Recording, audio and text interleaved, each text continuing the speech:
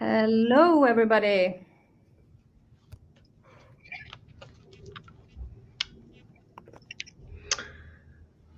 Hello, everyone, and welcome to Account-Based Marketing Day 2021.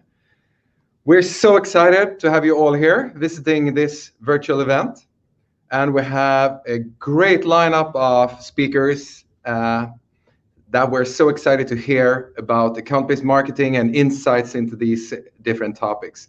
My name is Jacob Löwenbrand. I'm the Managing Director of Bright Vision and one of the hosts here today. And to my help, I have my great colleague Cecilia with me. Hello, Cecilia. Hello, Jacob, and hello, everyone. I'm so excited to be here with you today. I will be helping coordinating this event as well as managing the chat here. So please feel free to write questions and comments, and we will do our best to facilitate all of your questions. Jacob, perhaps we should warm the chat up with the first question.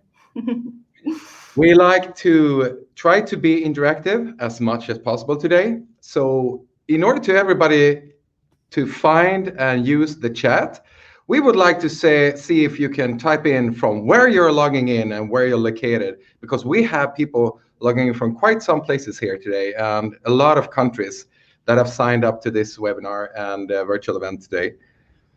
So let's see, where are we from? Stockholm, that's great. Poland. We also have, we have a question here, Jacob. Someone having trouble to connect to the sound. You need to click connect to sound on your screen to be able to hear. So that's what you need to do to be able to connect. Wow, yeah, we have a lot of places, Jacob. Zagreb, Germany, Copenhagen, Helsinki. We have Palma in Spain. That's great. Halmstad, Sweden. Awesome. And a lot of Hammarby. We have England as well. So we're covering a lot of countries here. Also Thailand. That's great to see. Thank you so much for that. Moving on, a little bit short introduction here. Why are we hosting this event? Well, we know that account-based marketing is not easy. It's a complex area. It's an area that continuously evolve and develop, both on the technology side, but also on the strategy and process and tactical side, how to use and develop and deploy ABM campaigns and ABM processes and how to do that setup in different ways. That's why we have this webinar and this virtual event here today. So we're hoping that we can have a lot of things learning and also having a bit of fun today. A little bit about us who's hosting this webinar. Bright Vision, we're an agency headquartered in Sweden, but working on the whole European market, more or less. And we do offer services to primarily the B2B tech industry and all the subcategories within tech. And we do have a full service offering. So we are offering things like inbound and digital marketing, as well as outbound teleprospecting and SDR teams as a service and things like that. And one of the things we'll actually offer here today for you who are interested is an offering where we say that if you really after today would feel like, yes, we would like to discuss this with somebody else or get a second opinion about what we heard and learned today, we do have a workshop set up where you can actually sign up for if you email Cecilia.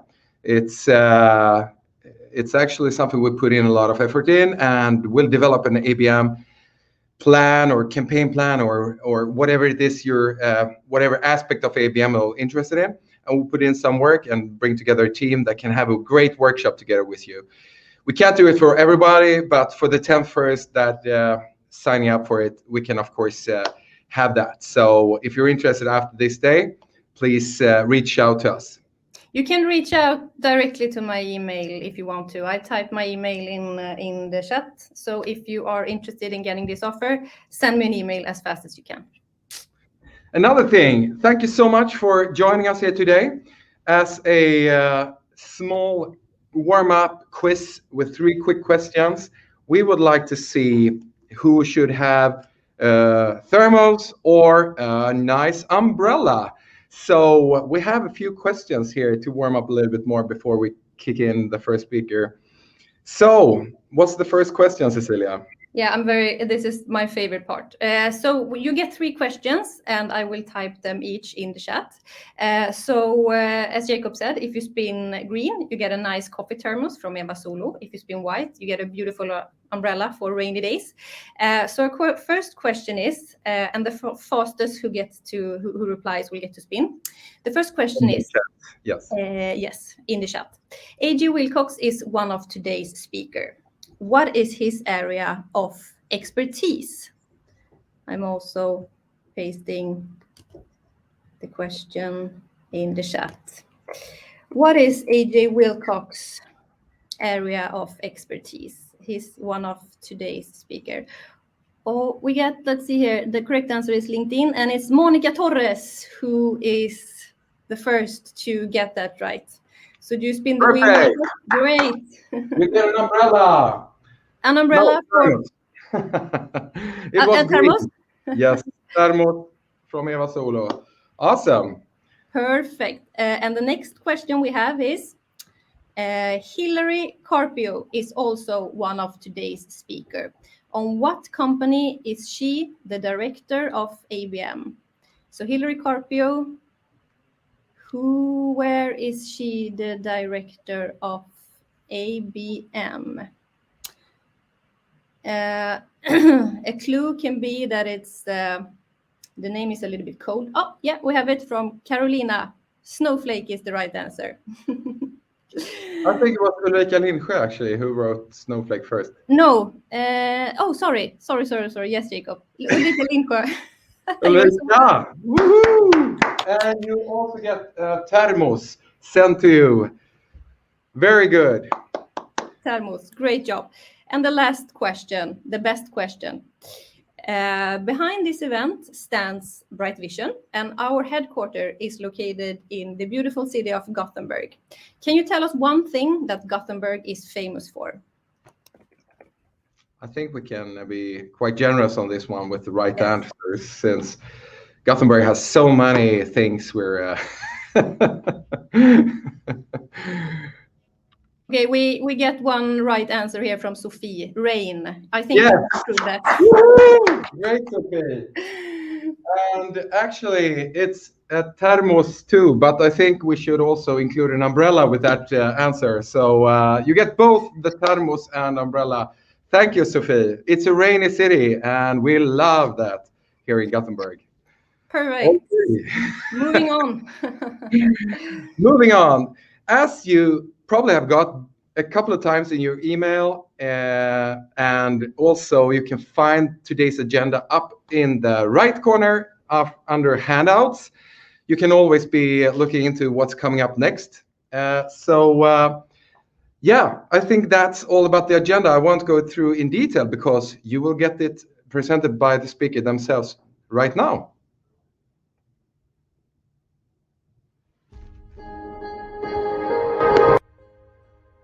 Hi there, I'm Leanne Chescoe, Senior Manager of EMEA Marketing at Demandbase, and I'm really excited to be speaking at Bright Vision's ABM Day.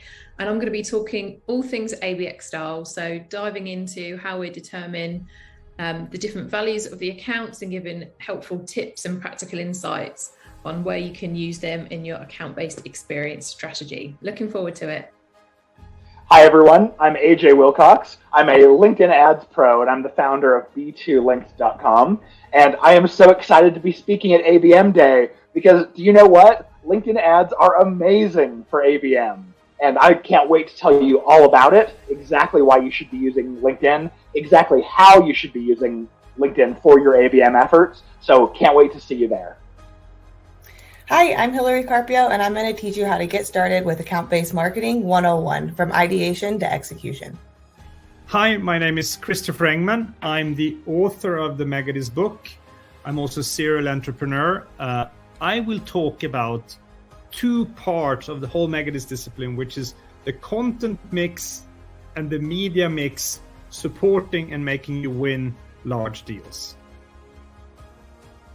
Hi, this is Gavin Dimmock.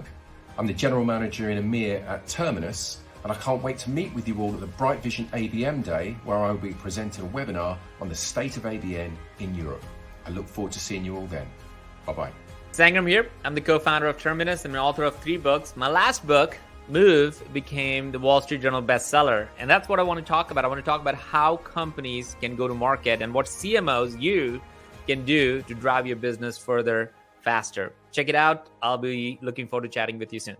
Hi, I'm Kari Price, Senior Director, Global Account-Based Marketing at Red Hat.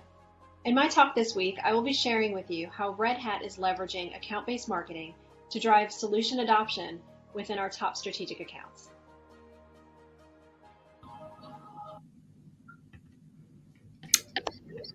Great. Perfect. Cecilia, just a few housekeeping items, then we move on to the first speaker. Yeah, I can see that our first speaker is ready, so we'll soon let him in, but just some short things before we start. Today's tempo will be very high. We have 7 presentations until 5 p.m., so 3 exciting hours ahead of us. You can log in and log off how many times you want if you just want to check in certain presentations. Everyone will get a recording sent out after the event, so don't worry if you need to log off earlier. And please feel free to comment in the chat if you have any issues or comments or questions or so. So yeah, Jacob, I think you can introduce today's first speaker. Absolutely, thank you. And the first speaker, which is an honor to introduce here, is Engman, who is a serial entrepreneur, one of the ABM movement's first movers in many ways. When he founded Vendemore, he was really early out with ABM targeting ads and things like that. And also the author of Megadeals, and have also built a consulting practice around these theories. So with that short introduction, we're so excited to hear what you have to present for us here today, Christopher. So welcome.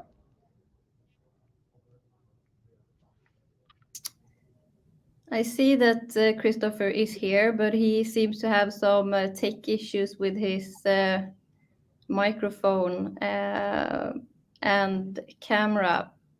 But I think he's coming now. So Can you hear me? Can you hear me? There we go. Perfect. Hi, Christopher. Hi, Jacob. Hi, guys. So I for some reason, when I did the pre-setting, it was all fine. But then when I came in, it was all of a sudden an external camera that is not even connected. But anyway, I'm good to go. Well, thank you so much. I actually held the presentation already, or introduction for you. So thank you so much for joining us here today. And we're so excited to hear your presentation. So take it away, Christopher. Great. I will focus on the content and media mix for large deals, enterprise deals, mega deals, etc. I'll be very speedy. I'm glad you said that, Jacob, prior to me. It will be high tempo. So this will be high tempo. There is on Megadeals.com, there's a lot of content if you want to watch things in slow tempo. Great. So a few words about me. I'm the author of the Megadeals book. It's actually my second book. I almost started off as a math geek.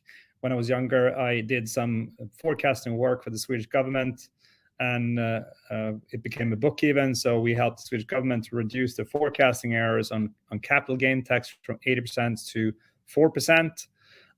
My best friend, he's now a professor in mathematics. I thought that it became a bit too deep and geeky, so I went into entrepreneurship and marketing and sales. I'm an investor in 15 companies. I'm the lead investor in 8 of them. It's mostly SaaS companies and clean tech companies, and typically in a scale-up phase, not like startup, but they've proven concept, they've started to scale, and want to scale faster.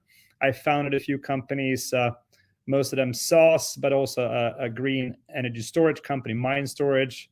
I won a few awards, etc. The first time we implemented the Megadeals discipline, we actually, without increasing the go-to-market spend, we took the order intake from $3 million to $90 million in 2 years. We got Bill Gates, Jeff Bezos, Richard Branson, and a few others as investors at a later point. So the Megadeals discipline is applicable. Many people think it's connected to deal size. It's actually not. That we thought that in the beginning too. It's actually connected to a certain other aspect. So when you're selling into a company which is no longer a pyramid, they're a matrix. So they have typically several business units, there's several countries, etc., and the decision making starts to be distributed. You are anchoring your deal cross-functionally, so not just to one functional area, but to several functional areas. You need to anchor it cross-hierarchy, so not just to one hierarchical levels, but typically all the way from user all the way up to C-level or VP at least.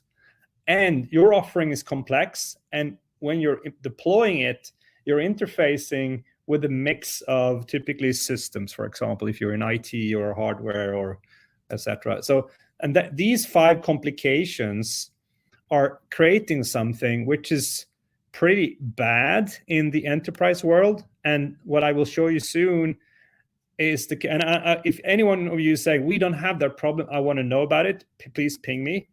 It's I also saw Emma from IBM here. IBM has the same problem. Ericsson has the same problem. Xerox, Siemens, Tata, but also several hundred scale-ups. That when these 5 apply, you have a Michael Jordan dependency. So typically, the larger contracts are very dependent on 1 or 2, maximum 3 key names. If we take even a big company like Ericsson with about 100,000 employees, we've asked 40 people independently from their 5,000 large commercial organization, and they point out 4 names. So there are 4 names, and one of them at least needs to be involved in the larger contracts for them to convert. We looked at IBM's largest deals in Morocco. They flew in a Swiss guy because not a single person in the IBM Morocco team could orchestrate a large deal like that. So this Michael Jordan dependency, we've actually seen no exception. If you have these 5 and don't have the Michael Jordan dependency, I want to know about it. And I'm serious. I'm not ironic. I really want to know about it because I haven't seen it. So as soon as you have these 5 all at the same time, boom, it's very dependent on a few big strikers. It can also be someone from the technical organization. If it's an AI company, it could be, for example, a math scientist. He or she needs to be involved in any bloody important meeting, and that doesn't scale so well. So if you're in the long tail, you can scale with BDRs and do more and more performance marketing. If you're in the enterprise play, that doesn't work so well. So here you have the Michael Jordan dependency. And the answer is not to add a bunch of more salespeople, because you can't copy Michael Jordan. That's the problem. And if it would be not a problem, IBM, Ericsson would have solved it. So the 2 critical things to do, and I'll soon come into content and MarTech, you need to take away all unnecessary tasks from Michael Jordan. You need to treat the Michael Jordans as stars. It feels unfair, but that is the success recipe, because it takes so long time. It takes many years to train the up-and-coming Michael Jordans into that role. And the second thing you do, which is good for you marketeers on this call, you need to scale Michael Jordan through full funnel videos, a full funnel MarTech, etc., based on a great messaging architecture anchored across marketing, sales, product, and customer success, which is not necessarily simple, but that is the recipe. And this session is super short, so I'll kind of fly through a lot of things. There's a big trend that has hit larger deals as well. And you've seen it in politics, where it's gone from leaflets and TV debates into complete social media and online media war. Obama was really early on this, using Cambridge Analytica and the likes. Some companies are calling us Cambridge Analytica, but we're legal. And a big insight for the marketeers on this call is that at least half of your go-to-market spend needs to go into marketing. And this is and we see this among the most successful companies that do an enterprise play. And this is because there is a Michael Jordan dependency. There is no point adding more salespeople. Build marketing around the superstars. And you need to spread money across, not just lead generation. So the MQL, SQL approach, great for the long tail. If you go enterprise, not great. You need to think full funnel. You need to look at other metrics. I won't have time to share that today, but you need to spend money evenly across lead generation, current pipeline, and existing clients.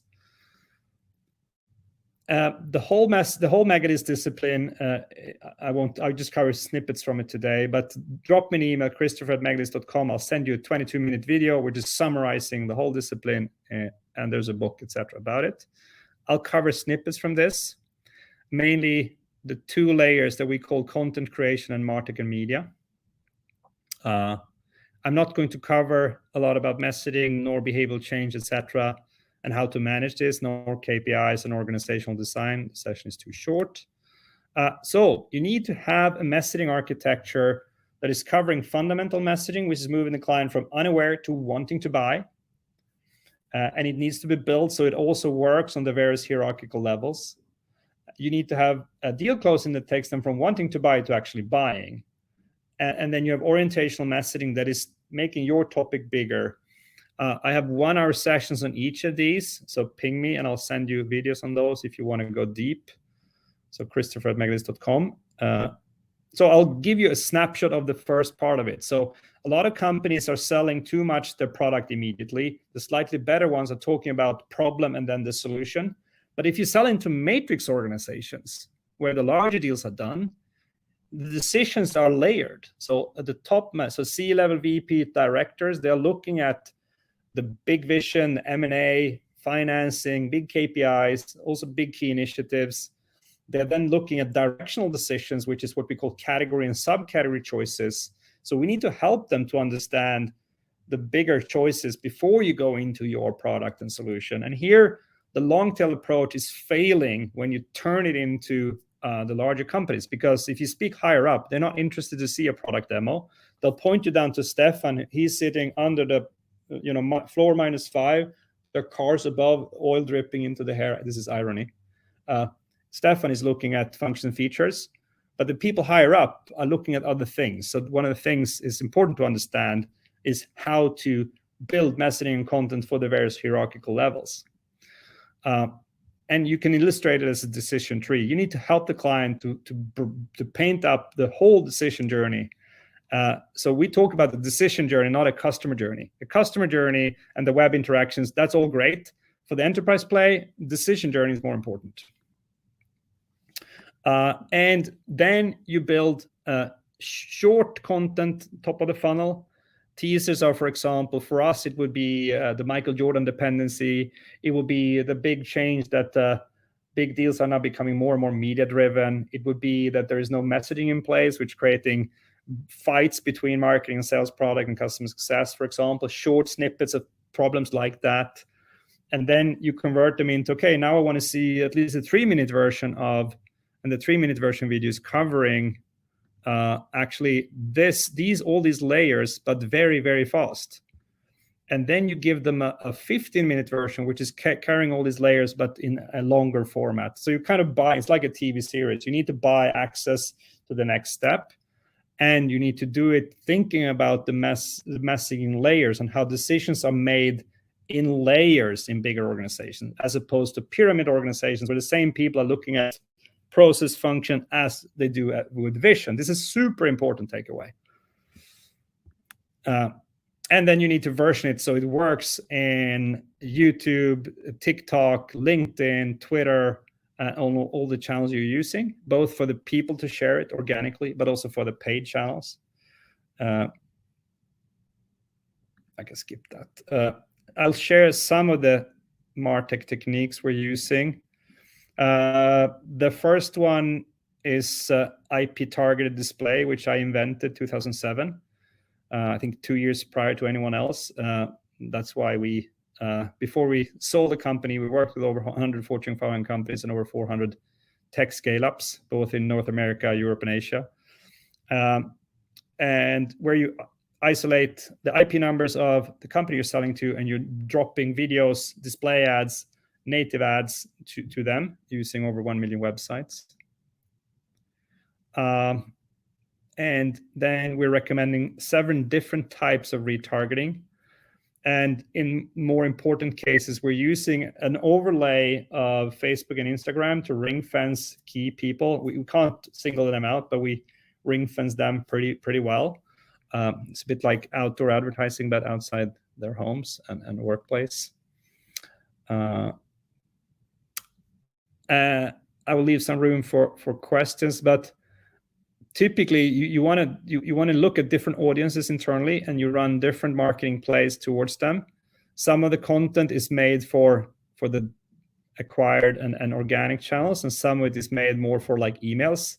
I give you an example. So if you would reach out to me, say, Christopher, I want a meeting, I would say, sounds great. Here's the 22-minute video, which we call the explainer. It explains our discipline in 22 minutes. And I ask you if you want to work in this way. And if these people are coming to our call, I gladly take the call. So I'm both qualifying and disqualifying you, but I'm also having the first meeting without having it. So you're coming into the meeting with the mindset, oh, I love the Megadeals discipline. We're kind of pretty interested in working like this. So that is already done. And that the same content can use when you anchor it with more stakeholders. And then you have all the detailed ones going into Q&A and kind of bringing the deal to home. Yeah, cool. Let's leave some room for Q&A. I think I was on the minute 15, right? Thank you, Christopher. Interesting, and yeah, as you said, it's a big framework and yeah, campaign strategy you had developed here in the Megadeals theory. So thank you so much for laying out and highlighting this for us. I would like to ask a follow-up question there. Yep. How is it? You're talking about the MarTech part there. Have you an example on where you have, where you very shortly can describe how you applied the Megadeals for client or for an earlier company you have run, and how that came out, and what was the outcome of that? Yeah, I have a few examples. So Kleinman, for example, unfortunately ran into some kind of technical issues, so we had to stop the growth.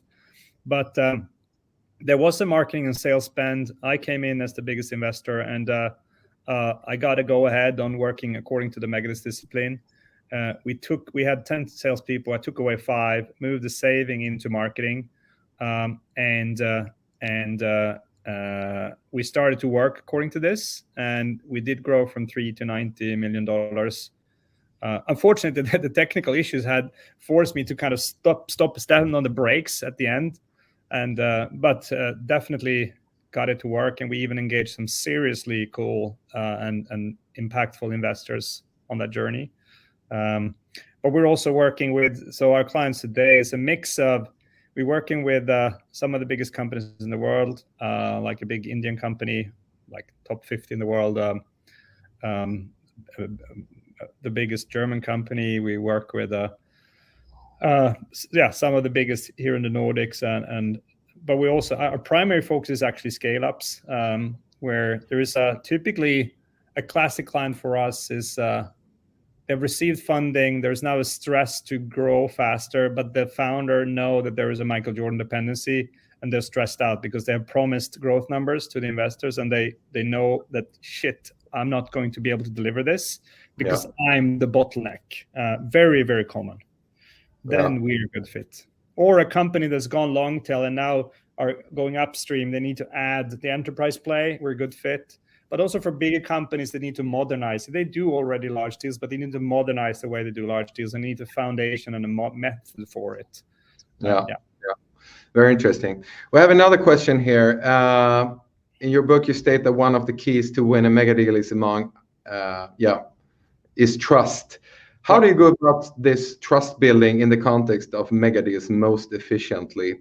So if you're, It's a great question. So it's a mix of things. First of all, introduce risk mitigation meetings. So you proactively bring up risks that are involved with getting engaged with you, not wait for the customer to bring them up. That's number one.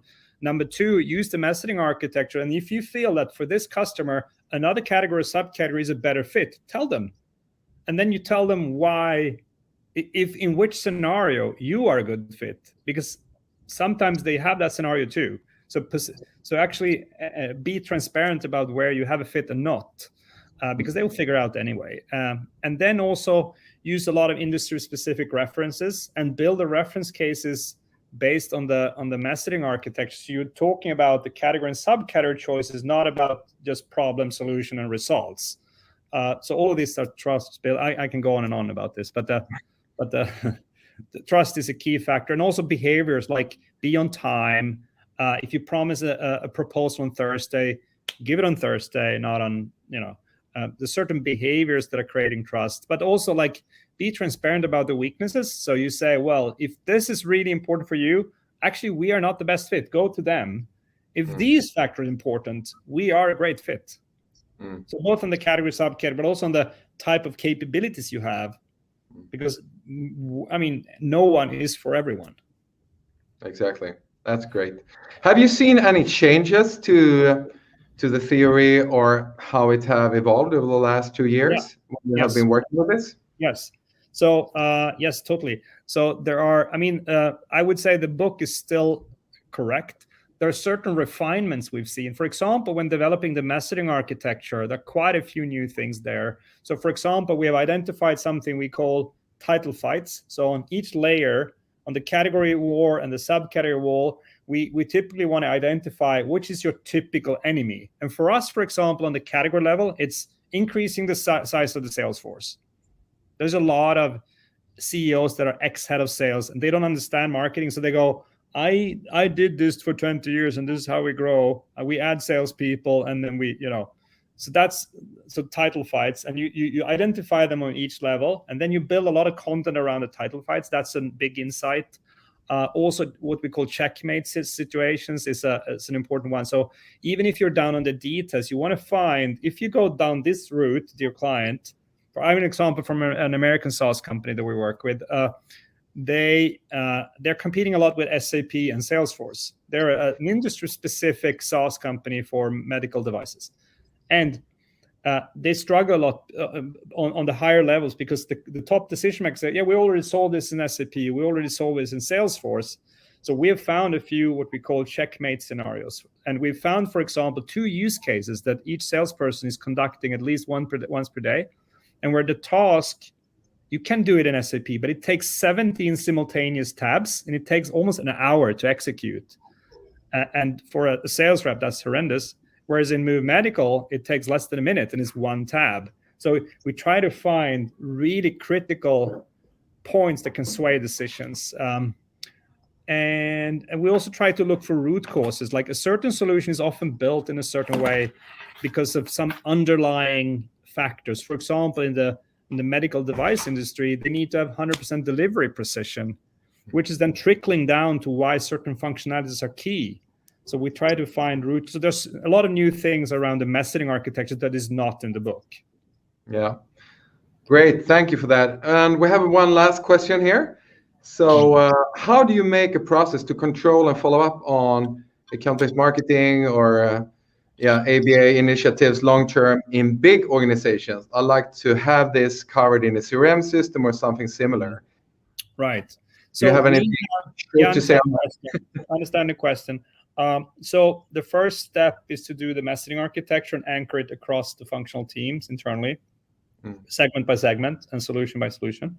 Then you need to have what we call land and expand meetings. So you have a few hour sessions every second week where the account-based marketeers and the sales, the key account managers or major account managers, whatever you call them, are present, and you talk account by account, and you change strategy, you change tactics account by account, so it becomes really hands-on. The sad answer is that there is no process, I would say, not a good one. I've seen attempts, but I don't think there's a solid process in any CRM for this, nor in any ABM platform. So when we do this with clients, we've built the workflow in Airtable, which is bringing sales and marketing together, where you have all the tick boxes and all the selections and stuff. It's not automated because this is not. It's important. So account-based marketing, if you want to do it for real, it's so since you need to spend so much money on the biggest accounts, you need to spend a lot of energy as well on the big accounts from a marketing side. It's not a simple campaign. I see a lot of companies that completely underestimate the marketing side of large deals because they come from a world where the slightly gray-haired people did do all the sales work. That's not the case anymore. the Michael Jordan dependency and the whole digital transformation has shifted it. So Johan, sorry, it's not a short answer, and there's no crisp solution in place. We have solved it in Airtable. Ping me and I can share that with you if you want. But yeah. Great. Well, thank you so much, Christopher. I think we learned a lot, and thank you so much for talking about these complexities there around mega deals, and that's what ABM is all about, how to close big deals together with sales and marketing and the rest of the company in orchestration. So thank you, Christopher, for letting us lend you 25 minutes here today. And your contact is in the show notes. Have a great day. Great. Thank you, guys. Thank you. Okay. Thank you so much for that. And moving on to next speaker. Next up is actually Leanne Chescoe, who's experienced B2B marketer and an ABM specialist, and who's working at Demandbase, one of the key leading companies in the ABM space, together with Terminus and a few other players. So with that, very welcome to ABM Day, Leanne. So excited to have you with us. Yeah, thanks for having me. I'm happy to be here as well. Leanne, sorry, before you start, you can just let me know whenever you want me to send out a poll, and I will do it. So just tell me, and I'm ready to send it out. Yeah. Great. Take it away, Leanne. Thank you. So I'm here to talk about which style of account-based experience is right for you. And thanks for the introduction. So I've been at Demandbase for just over 5 years now, and I head up our EMEA marketing team here. So thanks for having me. So I'm going to spend the next 15 minutes or so just actually walking through what are the different styles of account-based marketing, talking you through the evolution of account-based marketing to this account-based experience, or ABX, as we're calling it. I know it's another 3-letter acronym that we're throwing out there, but I'm going to cover what we mean by that, the benefits of adopting an ABX approach, the different styles that you can apply to your own strategy, and hopefully some considerations to make when thinking about what style is best for your own organization. So with that, I just kind of want to set the scene just by saying, what has brought about this evolution. So we all know as marketers that B2B buyers and their buying behavior has been on a pretty transformative journey over the past few years. But despite all of those best efforts from us as marketing, and even with account-based marketing, it really has become harder and harder to connect with those buyers in ways that they want, and at a time when they're actually ready for a conversation as well. But revenue teams, really do need to adapt to these changing expectations in order to succeed in the future. But modern B2B buyers, they want to be treated as partners, not as targets. They want a simpler buying experience that directly puts them in control of the buyer's journey. But as we know, however, this buyer's journey today is just more complex and more anonymous than ever before. And this is just an illustration of what that looks like. And I often liken it to the flight of the bumblebee. But Gartner research actually finds that when B2B buyers are considering a purchase, they're spending only around 17% of that time actually meeting with potential suppliers. And when buyers are comparing multiple suppliers, the amount of time that they're spending with any one sales rep is anywhere between 5 or 6%. So not a lot of time at all. And if you're not aware as a business of any of these touch points, you're going to be, late to the game. You won't be viewed as that partner that B2B buyers are really looking for. And this is where account-based experience can help. So let's talk about, what is the definition? What do we mean by account-based experience? So this is really a go-to-market strategy that uses data and insights to orchestrate all of those relevant and trusted marketing and sales actions throughout the B2B customer lifecycle. Now, think about this as the next evolution of ABM, and it uses all of the best practices of a customer experience strategy. But most importantly, account-based experience is a go-to-market strategy. It's that fundamental strategy that spans all of your go-to-market efforts. It's not just a simple campaign or tactic that we're talking about. And data and insights is really key here. So you're going to be using things like research, artificial intelligence to help you identify when and how to engage accounts, and what to say to those accounts as well. It also helps your brand stay relevant and trusted because it engages those business buyers in a trusted way and on their own terms. But it also involves that orchestrated process between sales, marketing, and anybody that's really in that customer-facing team. So we're really looking at the whole kind of revenue team here. And it touches the full, or all aspects of the full buying journey, from that brand to post-sale expansion. So traditional ABM's really been focused on, identifying those valuable accounts and attempting to engage them, regardless of whether the time was right or if they were actually interested in hearing from you at all. And that's exactly the kind of experience buyers hate, right? If we're getting sold to, it's not relevant, it's not the right time, it's just annoying, people turn off. And this is where account-based experience comes in. It's all about engaging those business buyers with relevant messages, delivered in a trusted way, and more importantly, on their own terms as well. And the benefits are pretty clear. Now, just like ABM, ABX is selling to the account, not to the lead. And with an account-based strategy, we're reaching out to everybody that's in that buying team. And typically, most deal cycles, it can be 10 people plus. That number can be much larger in some of those bigger enterprise accounts. But we're targeting that full buying committee with targeted messaging based on their roles and where they are in the buying journey as well. And next are just some benefits of why an account-based experience strategy is the way to go. So as you can see here, these are some pretty compelling reasons why this approach actually works, and it has a huge impact on the business. It can help things like better close rates, better quality pipeline, better customer experience. It can help drive post-sale expansion. But it's pretty clear in terms of, why you should be kind of thinking about adopting this type of approach. So how do we get started? And that really kind of starts with picking the right types of accounts. So this is where you begin to build out your account foundation. So first, you have to find those accounts that are in market, and this is where you're going to start to narrow down your focus based on things like accounts that are showing high intent for your products, ones that are most engaged with your content, ones that are visiting your website, and ones that match your ideal customer profile. And then once you have that account list, then you can begin to segment and tier those lists of accounts. So you can define those different styles of account-based marketing based on those account values as well. So, by aligning the amount of investment and tactics you use to each account's potential value, you're going to put more resources where there's going to be the highest amount of returns as well.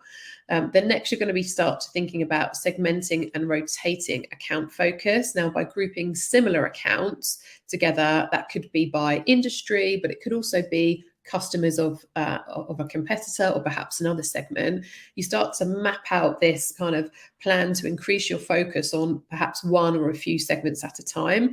And this will also dramatically simplify your campaign and message creation as well.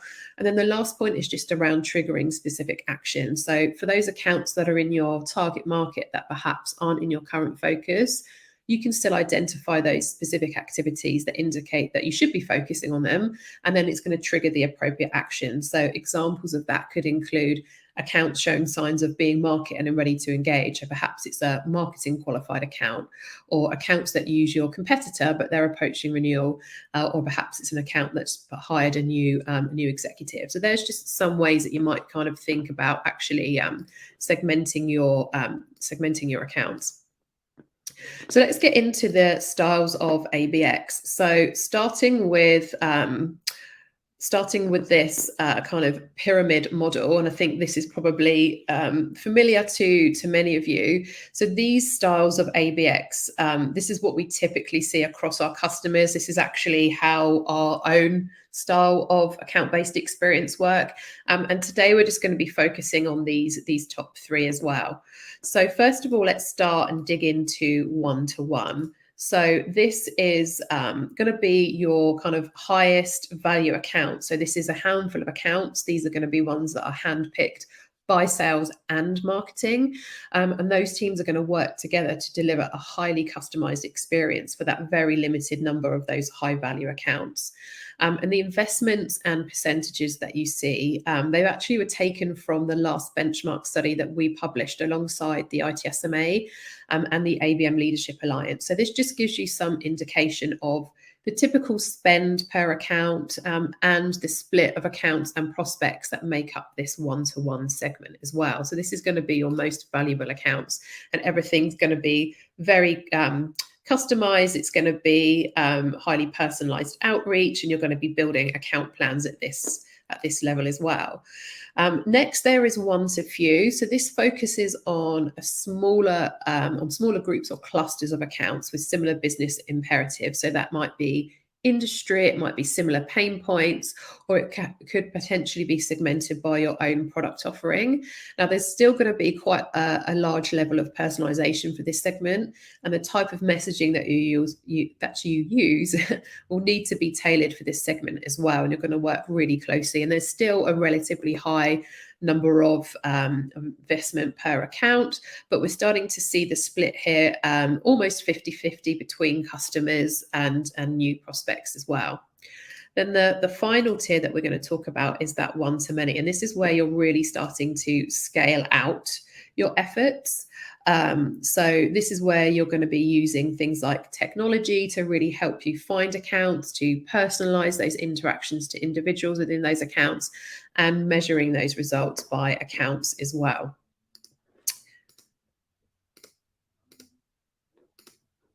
Ooh, sorry, problem with the mouse. There we go. So putting it into action. And this is how we think about, once you've actually segmented your target account list, hopefully now that's given you some ideas about how you would segment your target account list. Here is a model that you could apply, and we call it FIRE. So it's really using things like artificial intelligence and big data to help find and score accounts, and to identify those buying patterns within those accounts as well. So things like starting at the top, so fit. So are those accounts a good match for your business? Do they actually match your ideal customer profile? What type of intent are those accounts showing? Are they showing an interest in your products or your competitors? If they are, that's a really good sign that they're showing all of those in-market signals. What is the relationship of that account like? So this is where you're bringing in that kind of bigger picture. So you're going to be chatting to your sales team to get really the history and more context of that account, to build up that bigger picture, to understand this should be ones on our target account list. And then finally, engagement. What is that time spent with your company? So are they coming to your website? Are they attending your events? Are they reading your content? Are they attending meetings? All of those types of things build up a score, essentially. So kind of the higher the score, the more engaged they are. So this is a good kind of model to adapt to help you find and identify those top accounts. And then you could look at things like pipeline predictions and high qualification scores to help indicate those behaviors that might predict that buying activity as well. So this is just a kind of a model just to help you understand, once you've segmented your accounts, this is what a typical campaign plan might look like. And here are some of the top tactics that are used for those 3 different styles. And as you can see, that level of personalization and customized messaging and outreach increases the further up the account tiers that you go. Now, we know everybody's in the same boat, having scarce resources. So I think a great exercise is actually to go through and define what resources, so people, what budget, what programs and time that you can put into those various account tiers. Is just a helpful exercise to go through. And this matrix here, we call this the entitlement matrix. So this is a really good indication of, once you've got all of those accounts actually mapped out and put into those different tiers, what types of programs or entitlements that each of those different tiers going to have. This is actually an example of the way that we approach it at Demandbase. We've seen this work really well. We share this with each of our sales reps to say, okay, for each of your accounts in these tiers, These are like the always on programs that we're going to have for your tiers, and these are the programs that we're going to have like highly customized programs that we work together with sales. But for example, we offer things like executive workshops for our very top tier accounts, but we don't have the resources to do that for all of the tiers. But every tier is eligible for a direct mail, but we're going to commit more budget to the tier 1 and tier 2 account packages that we send out. But the main point here is that go through this exercise to really help you set your foundation and agree on what accounts are going to be eligible for what programs. And as I said, it also helps sales understand, where marketing is spending their budget and what programs can be activated for each tier as well. So I think this just demonstrates really the ability of the results of actually using a blended approach. So now you don't just have to get started with one approach. Perhaps if you're new to account-based marketing, I would suggest starting with one just to simplify it. But if you've been doing ABM for some time, the most effective programs that we see using a blended strategy just get much better results, as demonstrated in this slide. But all three types of ABM, they can really be effective in achieving that business and marketing goals. One type is not necessarily more effective than another. However, the most effective ABM programs are much more likely to use that blended strategy. So this is just something to consider as you want to evolve your own programs as well. So hopefully that's given you a little bit more insight into the different styles of account-based strategy and how you can apply that to your own organization.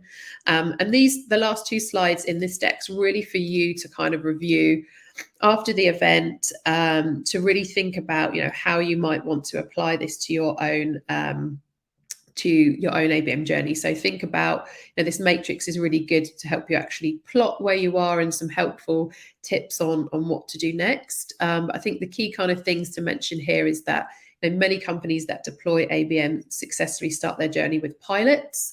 So if you're just starting out, starting with a pilot is great. You can learn how ABM works for specific account types.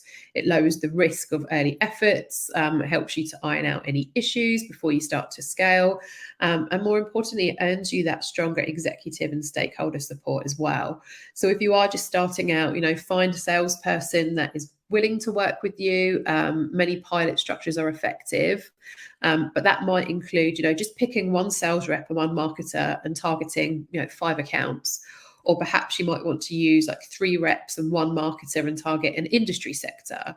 Or you might want to commit a full kind of ABM commitment in one territory or region. Hopefully that's given you some ideas on where you can get started. And as this is all about education today, these are just some key assets for you to leverage just to continue your learning there as well. So hopefully that's given you a little bit more insight and some ideas that you can apply to your own strategy.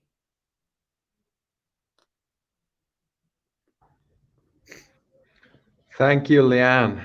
So great. That was so interesting to hear that. And awesome. Here we see the download link as well. So we can download your ebook there. So, great. Thank you.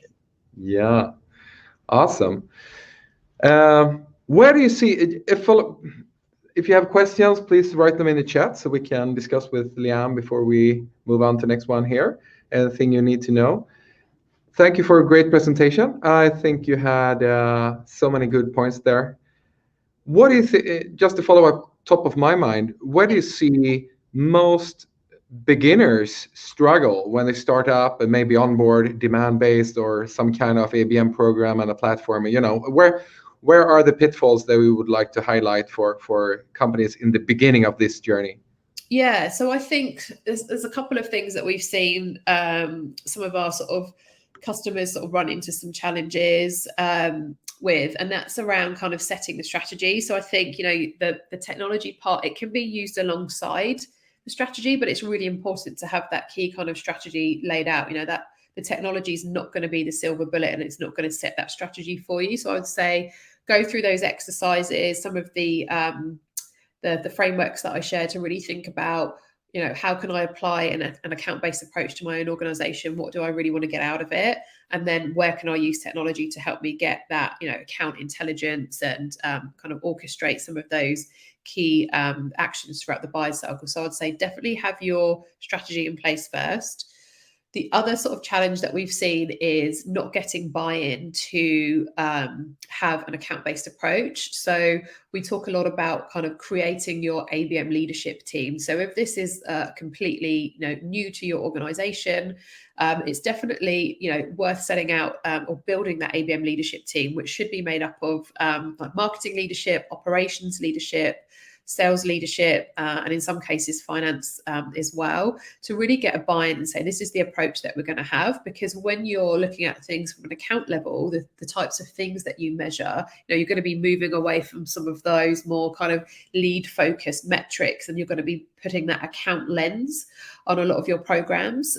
So the way that you measure things and your how you measure your pipeline, even down to how many target accounts each of your sales reps should have, it's getting that agreement up front and that buy-in from leadership, so then it can be kind of rolled out to the organization. Like, that's really key. So I definitely say, start by building out that leadership team with those key stakeholders. Great. And we also get a question. I'm not sure if you've seen that question, Jacob. Maybe I got it privately. But we get a question from Esther asking, hi, Leanne, what did you mean with account-specific thought leadership development? Yeah, so that can be anything from, that's just really kind of customized to that account as well. So it might be something that is maybe it's like an industry specific kind of white paper or research, or something that is a particular pain point for that account. And you might want to work with, specialist kind of research agencies to kind of build that. But it might be some sort of case that that or a challenge that business has, and you can build kind of specific content to really help you kind of align whatever your kind of product is to that business need. So that's what we mean by sort of developing that specific content. Perfect. Great. Thank you for answering. And then we have another question here. How to ensure you choose the appropriate tools for creating the desired ABX? Yeah, and again, that depends on what you're trying to achieve. So we've actually launched, I think that was from Emma, I've just seen that in the chat. So Emma, on the Demandbase website, there's a technology stack evaluator that we've just launched. So that could be a good place to get started. You can kind of put in what you already have. But it really depends on your existing technology stack and where the gaps are and what you're looking to kind of fill there. So yeah, Emma, check out that resource. So that might help you. Yeah, great. Because that's a tricky one, of course, to choose your tech stack. Yeah. And for the ones who have not come across Demandbase before, would you just describe what is Demandbase all about in 1 minute? Okay, yeah. So we are a full end-to-end platform. So we help sales and marketing teams find accounts that are in market, engage those accounts, and close those accounts throughout the buyer cycle. So that was in less than 1 minute. Yeah, very good. Elevator pitch. Well, thank you so much. And make sure to hook up with Leanne here on LinkedIn. Yeah, we had your LinkedIn profile there in your last slide, so everybody knows where to contact you. And also the marketing tech stack content that you had on the Demandbase website there. Yeah, that's a new tool. Check that out if you're looking to kind of in that evaluation stage. It definitely is a helpful asset. So yeah, feel free to connect on LinkedIn. Always happy to talk everything account-based strategy. And thanks for having me today. Thank you so much, Leanne. It was awesome, and we learned a lot. So thanks. Thanks. Catch you on the flip side. Thank you. Okay, we are moving on to our next speaker, and that is a speaker we actually had on this spring on our Tech Marketing Day, and we're so stoked to have you back. And That is going to be awesome because I felt you had a great presentation last time, Sangram. So great to have you here. And very, very short for those of you who haven't met Sangram. He's the co-founder of Terminus, one of the ABM leaders in the ABM platform space. He's also a best-selling author.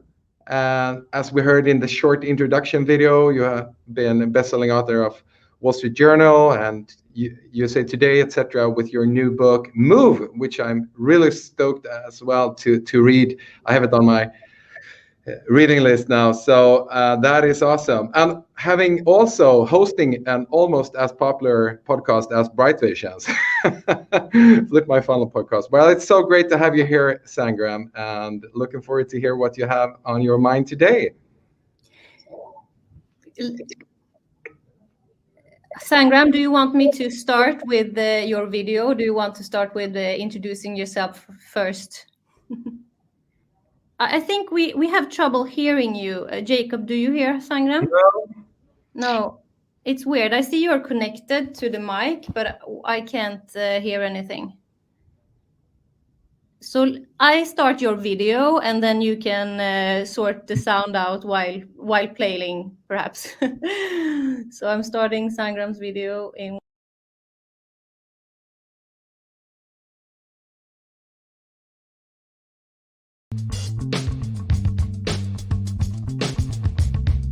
Fresh copy. Look at this. Move, the 4-question go-to-market framework. Isn't it beautiful? Buy it, read it, digest it. This is a work of art. I love Sangram. It's a mess. Yeah, it's a mess. It's nice for entrepreneurs to have a framework to do the basics. It breaks down B2B. First book in the market on go-to-market, software as a service, growth engine. You've nailed it. You really nailed it.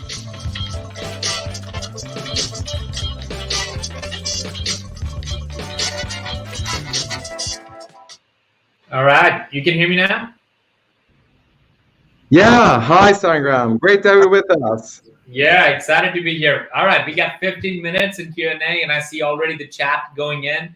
So just so everybody knows, if you ask great questions and if there's interaction in the chat, there's going to be a poll and things like that. So just let me know, and then DM me after the presentation if you like it. I'll send you a copy of the book wherever you are. So that's my promise to you at the end of the presentation. So let's just dive into it. So thanks again for having me.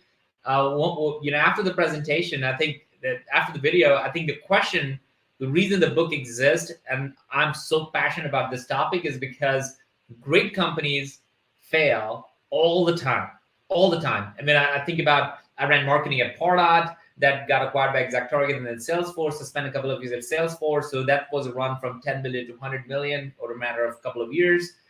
Then I started Terminus with a couple of incredible co-founders. And now we're about a $50 million in revenue. So I've seen the movie of 0 to 100 a couple of times. And what I've also seen being on board and advisor for many different companies is that there are incredible companies with great products who have never seen the life on the shelf out there. A lot of companies would hit 1 million or 2 or 5, and then they would die. Now, why is it? You all know great companies that have actually, you thought, oh, they would be amazing, but somehow they died. Well, the interesting part is McKinsey did a study on this one, and this is a chart that is, hopefully, you take a screenshot of it, keep it, because this was one of the most eye-opening information set that you can capture in a slide that literally sets the tone for this presentation, the need for it. There's not a single company in the world that would say, oh, this is not important. This is one of these topics where like no company out there is going to say, oh, we don't care. We don't know if you need to go to market. Well, if you ever thought that, well, here's a chart that explains why you should think about it. If you search value of death for SaaS companies or companies out there, you will see this chart and many of the renditions of it. And you will see that companies post 10 million die for a reason. They go into this valley of death, which means you have to reimagine your business. You have to reimagine a lot of different things to build it. And they did a study and they said, it's not that your vision is bad or goes out of style. It's not that you can't hire great team players anymore. It's really, as you can see on the side, like in a bunch of bullets, it's this one thing. Your go-to-market hasn't evolved. And Larry Page, who's the founder of Google, said this really well. Good ideas with great execution is how magic happens. And I always wondered, what does execution mean? Like, it's such an esoteric term. What does it really mean? And now I think I have an answer for that. And maybe you have the same question. You might be in marketing or in leadership positions right now in sales, and you might be wondering, I need to execute. Everybody's saying, hey, this is an execution time. Like, just drop it in the chat if somebody has said the word execution in the last 7 days as part of your business plan, or maybe you have used it. Now, the answer to that question is execution. So this is something I learned. And what I think about businesses is this. This is my son Krish when he was 7, the photo on the left. And he was wearing tennis shoes, Terminus socks, a basketball t-shirt, a football in his hand, baseball shorts. And I asked him, like, Krish, what game are we playing? And he's like, Papa, anything is possible. I think that's how businesses are. In the early days, businesses try to do any and everything. So I'm going to get to the point of, like, why do businesses fail? Right next after this slide is the answer to that question. And then I'm going to share how to fix it. So pay close attention to this transition as I use my son as a prop on this process. Not only every business starts like that, it's actually amazing when they start with new ideas. So if you're an early stage business or company or a team, that's amazing. You are trying all these things, and that's perfectly okay.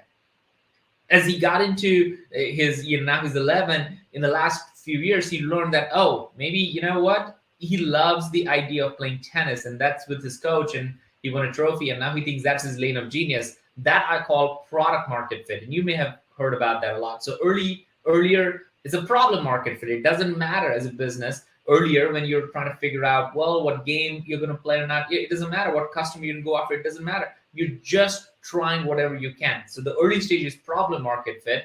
When you figure out what worked, that's product market fit. And just like everyone out there, in one day, you want to be legendary. Like, he wants to be like one of these tennis players, want to be legendary, so you get to do more. I call that, in a business context, platform market fit. So when you think about all these three things together, in the book, we put this 3-piece framework for growth and transformation. And what's interesting about this is companies don't die or don't make the move. It's not like they are not successful because they're in one of these stages. Companies die or do not make the desired outcome in between these stages. That's very important to know. The squiggly line exists for a reason. You might see companies up and to the right, but nobody's telling what happened every quarter. Nobody's telling what happened every week. We had times at Terminus, I'll tell you, where we thought we won't be able to make the payroll, but nobody's talking about that, right? Like that's not what you hear at the end of the story. So don't confuse the straight line. The reality, the line is pretty squiggly, and in between these stages is where companies either make it or not. And that's really what this book is about, is help you figure out the next move. So what I'm going to go through is a quick few examples. The book has a lot of details in it, but let me just go through. This is not just for B2B, but it's also for B2C and even podcast. HubSpot, Salesforce, just take a look at them. In the problem market fit, HubSpot went after marketers, Salesforce went after sales. Then HubSpot figured out marketing automation is the lane that they want to get into, and they saw that Eloqua, Pardot, all of these companies existed. Marketers were spending money on it, so they latched onto it, and that became the product market fit. Now they have marketing, sales, customer success, the whole flywheel, right? Platform, they get the market expanded. That's the key. The market even expands in a platform market fit stage. So I want you to start thinking about and drop in the comments. Are you a problem market fit stage company? Are you in a product market stage company? Or are you in a platform market stage company? So just drop in the notes so I can see what you're seeing in the chat up there. So let's take even a McDonald's as an example. This was fun in our research. I found that in 1940, when McDonald's started, did you know they had barbecue to orange juice?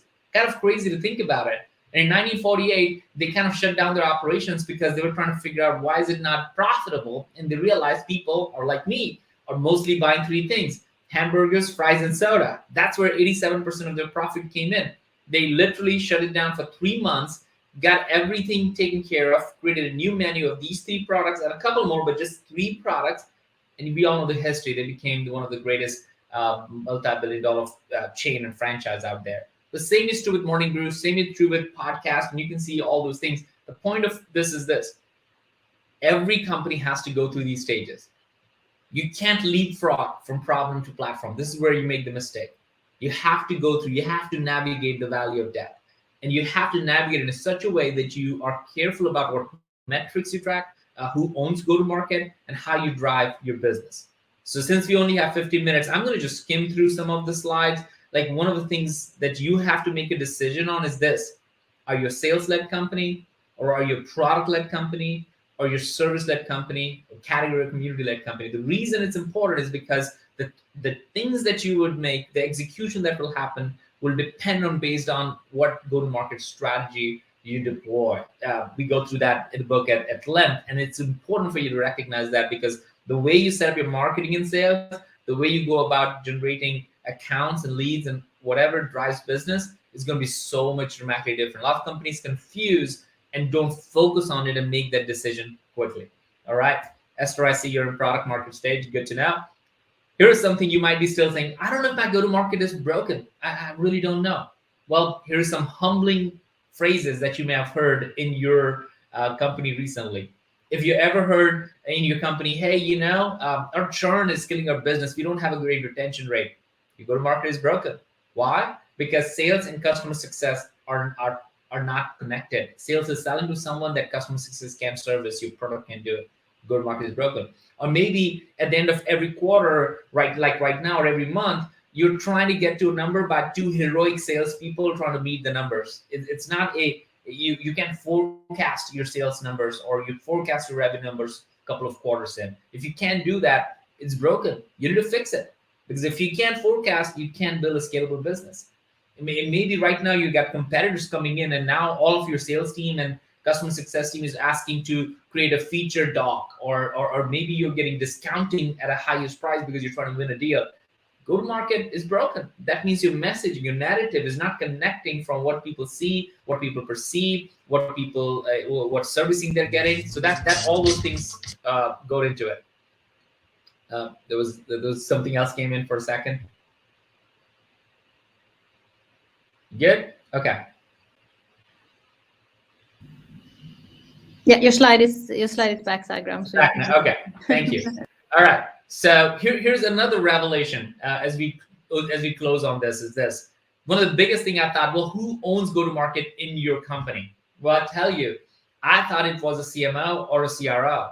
The answer to that question, again, if I was doing a workshop with you, like a lot of companies I'm doing workshops right now, we would make the poll and ask people and have them debate between the stage of the business they're in and who owns it. What we found out from every single company was that the CEO owns it. Brian Halligan, who we interviewed, who's the CEO of HubSpot, Nick Mehta, CEO of Gainsight, Jeffrey Moore, who essentially wrote Crossing the Chasm and is advising Salesforce and other CEOs. All CEOs, every CEO I talked to, they said they own it.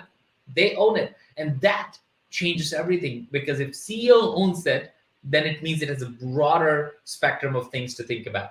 So I'm again, there's a lot in the book, but we created roles and responsibility. Like investors, they need to be guides. CEO needs to own. If you're in marketing, you're the galvanizer. A lot of detail in it, what it means and what you can do. You can ask the right questions. And if you're a CRO, you're the orchestrator of a lot of those things. And it's important to understand the roles, because if we confuse the ownership of it, we confuse the output of it. Because the marketer is going to think about, how do I create more marketing content? A salesperson is going to think about, how do I add salespeople? But a CEO is thinking about, who do I invest in? Do we acquire? Do we partner? Do we create an OEM model? Do we create agency? Do we go to a different region? These are go-to-market questions. These are not typical CMO, CRO questions. So in the book, we talked about multiple different truths, but I'll share with you briefly. Again, you can go to themovebook.com and literally download it for free. All of these scorecards, we created a scorecard that you can have depending on the stage of the business you're in. And the reason we did that was because if you're in a problem market fit, you don't need to worry about NRR. But if you're in a platform market fit, NRR is your best friend. So you can just see a snippet of it. And again, you can just download it from themovebook.com. Different frameworks and different scorecards for problem, product, and platform market fit. All right, as we finally come to the end of it in the last couple of minutes, these are the 4 questions to move. And what's funny about these questions is the questions remain the same, but the answers are different based on the stage of the business you're in. So if you think about it, the entire book is in this slide. So if you want to take a screenshot, go for it. Again, it's on themovebook.com for free. You don't have to even drop an email. You can just take it from there. But you can look at the go-to-market focus and team changes as you transition between different stages. Your questions are the same, but your answers start becoming different. Like for market, it goes from TAM to segment to cohorts and so on and so forth. The metrics you track are different because in the early stage, you don't care about things like expansion and gross margins and category growth. You're just looking to get an ACV and a booking and a sales activity, right? So different KPIs. And again, it's okay to be in a stage. A company could be in a problem market fit or a product market fit for a decade. It's not an overnight thing. Go-to-market is a process. As a matter of fact, Brian Halligan said it, and we have a quote from him in the book. He said, go-to-market is a product in it itself. It's an iterative process of making things better. It's not something. It's not going on a weekend trip with your strategic leaders. That's setting objectives and vision casting. Go-to-market is more of an iterative process pulled together. So as I wrote multiple books, I feel like this is the book that really pulls everything together of all the things I've done. And I want to make sure that as you are in different stages of the business, you have the answer to the question that every company is asking, and you may have asked in different ways. What is your next move? So if you're in a problem market fit, think about go-to-market as a product. If you're in a product market fit, RevOps. Try to build a RevOps team. We go so much detail in the book about it. RevOps is a new growth lever for you. And if you're a platform market fit, make sure that retention becomes the new acquisition. Your literally valuation of your business will be based on your retention. So again, you can download all this stuff from themovebook.com. My goal is to transform 1,000 companies in the next 5 years through this platform and through this framework. So hopefully we get to do it together. So again, if you like this and if you want a copy of the book, just DM me on LinkedIn with your address and I will ship you the book. But I'll give it back to Bright Vision to go ahead and open up for Q&A if there are questions. Thank you, Sangram. Awesome. So interesting to hear this framework laid out here, and very interesting analogies to different companies. You said that. Yeah, and I know I went super fast on it too because I like trying to get to just the main pieces. In a typical 45-minute or so, we will go through every truth and every RevOps a lot more, the ownership a lot more. So hopefully people got a flavor of it. Absolutely. But we have time for questions here, so thank you so much. So if anybody would like to ask Sangram questions, please put them in the chat there. Just one top of my mind there, since we're in the B2B tech space, where SaaS companies and other tech companies primarily visiting this event, how often do you see these transitions needed to happen or take place, so to say, from a normal B2B company perspective, so to say? So what was interesting in the research, and that's something that we are the most proud of, the research that went into it, we saw companies about 25, 30 million and still be in problem market fit. Why? And because they haven't changed, they haven't figured out the exact use case that replicable that will give them a scalable business model, or they haven't figured out the retention. They can get new customers, but can't retain or renew them in the second or third year. So $50, $20, $30 million company, if somebody's in that, you could still be in a problem market fit. And that is a big challenge because at some point you're going to either get acquired or you're going to have an exit that is not great for you. And that's what I saw. I mean, you saw in the McKinsey study, like companies over 10 million, it's like 0.04% of them actually make it to 50 million. So it's so abysmally low. And biggest challenge for them is that the product evolves, the team evolves, but they never evolve their go-to-market, and that pulls them down. Yeah, that's so great, so interesting. I also saw that in your introduction video there, you were having Christoph Lockhead and Jeffrey Moore on endorsing the book, which is great. But they are both talking about category design and so forth in their books as well. How do you see that apply to taking the next leap, as HubSpot have become a category leader in inbound platforms, let's say, etc. And you had other examples there as well. how important is that for you to take the last leap into becoming a platform company, so to say? Oh, it's so interesting to ask. First of all, category creation is a choice. Go to market is not. Let me say that again. Category creation is a choice. Like Terminus decided to help build an ABM category. So we created a community, created a podcast, wrote ABM books, all that kind of stuff, right? We chose that as our go-to-market strategy.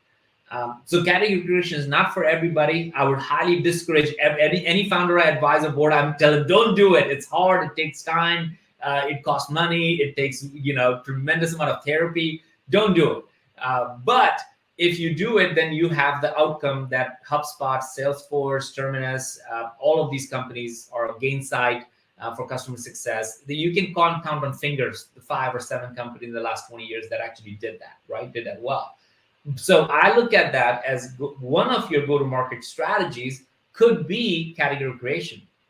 Or it could be like Calendly, which is a product-led growth. They don't have salespeople. The product essentially sells for $10, $20. And when they get to 50 people in an enterprise using Calendly, then they have a rep talk to them like, hey, let us give you enterprise pricing and stuff like that. So you could have a product-led growth go-to-market strategy. You could have most B2B companies have sales-led growth B2B strategy. So go-to-market, it's a must. Every company have to figure that out. Otherwise, they would die into that valley of death. But category creation is a choice. Thanks for speaking into that. That's very interesting. Another question we have here is from a CMO perspective, and I know you have the peak performance, the network you're running for CMOs, but from a CMO perspective, driving this, go-to-market plan and strategy and so forth, how can you ensure in getting everybody on board and aligning with the strategy? And if you're, as a CMO, spearheading this initiative, do you have any tips and tricks there for, marketeers in the trenches? I mean, given the time, I won't be able to get in all the details, but Emma, I mean, seriously, CMOs are in the best position to really galvanize it. CMO don't own, like as much as I would love to say it because I've been a marketer all my life, CMOs don't own go-to-market. But what you can do that nobody else can do as a CMO is actually set the table and get your executive team and ask these questions. Like literally, like as a call to action to everybody, just today or tomorrow, whenever you're to bring in a team together, ask this question. Hey, what do you guys think? Are we in a problem market fit stage of the business or product market or platform market? If you have discrepancies in how your executive team thinks about it, you'll have discrepancies in the company. Because if they don't feel it and they don't see it, then the company can't. So you get to galvanize and ask questions. So in the book, for each stage of the business, there are 9 questions we have outlined for problem market fit stage questions to help them transition to product market. 9, if you feel like you're product market fit, there are 9 separate questions to help you transition to platform and so on and so forth. CMO is one of the most important roles to play, but you don't own it, you facilitate it. Great, Sangram. Thank you so much. I actually got a question sent privately. I don't think you see it in the chat, but the question is, great presentation. If there's one key takeaway that you want us to take from this presentation, what would that be? Oh, wow. One thing is just clarity, right? Like I always thought in my early days of Power and Terminus, like go-to-market is typically a sales team or a combination of sales and marketing. But the biggest takeaway we thought was what that came out of the book was your go-to-market team is customer success, sales, and marketing, those 3 together. And to put the icing on the cake was the idea of RevOps, having a RevOps team run your numbers so that every function leader acts as a business leader specialized in that function. So for example, when you go to an executive meeting or any meeting, if you're defending your numbers, then that's a problem. Like that's why companies play the credit game. Like, hey, I want to get credit for all the work I did, right? Instead of that, hiring RevOps to have that, hey, you tell us the intent. That's why the scorecards, like people can download those scorecards that we have used for 2 years now at Terminus, where a RevOps leader, Mallory Lee, she runs it, she shows it to everybody in our executive meeting every Tuesday. And then all the leaders say, the sales leaders saying, hey, I look at this and now I'm a business leader. I'm going to give my sales perspective to help us work on this. A marketing leader, nobody's defending their numbers. They're all see the numbers and they all act as business leaders. So one of the biggest takeaway for everybody is like, figure out a way. If you look through these questions and this framework, it will help you become a business leader. And really, at the end of the day, business leaders are the one that gets promoted and get into situations where they can lead organizations. Well, that's great, Sangram. Thank you so much for that closing thought and insights we got there from Move and the book that you just have released. So thank you so much. And I will definitely read your book, and I am looking forward to download all the content around that as well. So thank you so much for your time. Thank you, everybody, for having me. And again, DM me on LinkedIn and I'll ship you a copy of the book. Thanks all. Take care. Thank you. Awesome. And with that, we're actually going to continue with a person from Terminus as well. Sangram was the co-founder, but now we have the pleasure to introduce Gavin Dimmock, who's general manager for EMEA at Terminus and have long experience from enterprise software sales and marketing, and is a former Oracle, Marketo, Sitecore employee, and now spearheading EMEA for Terminus. So that's so interesting, and hear what you will tell us about the state of ABM in Europe. Thank you so much for joining us. Yes, absolutely. Take it away.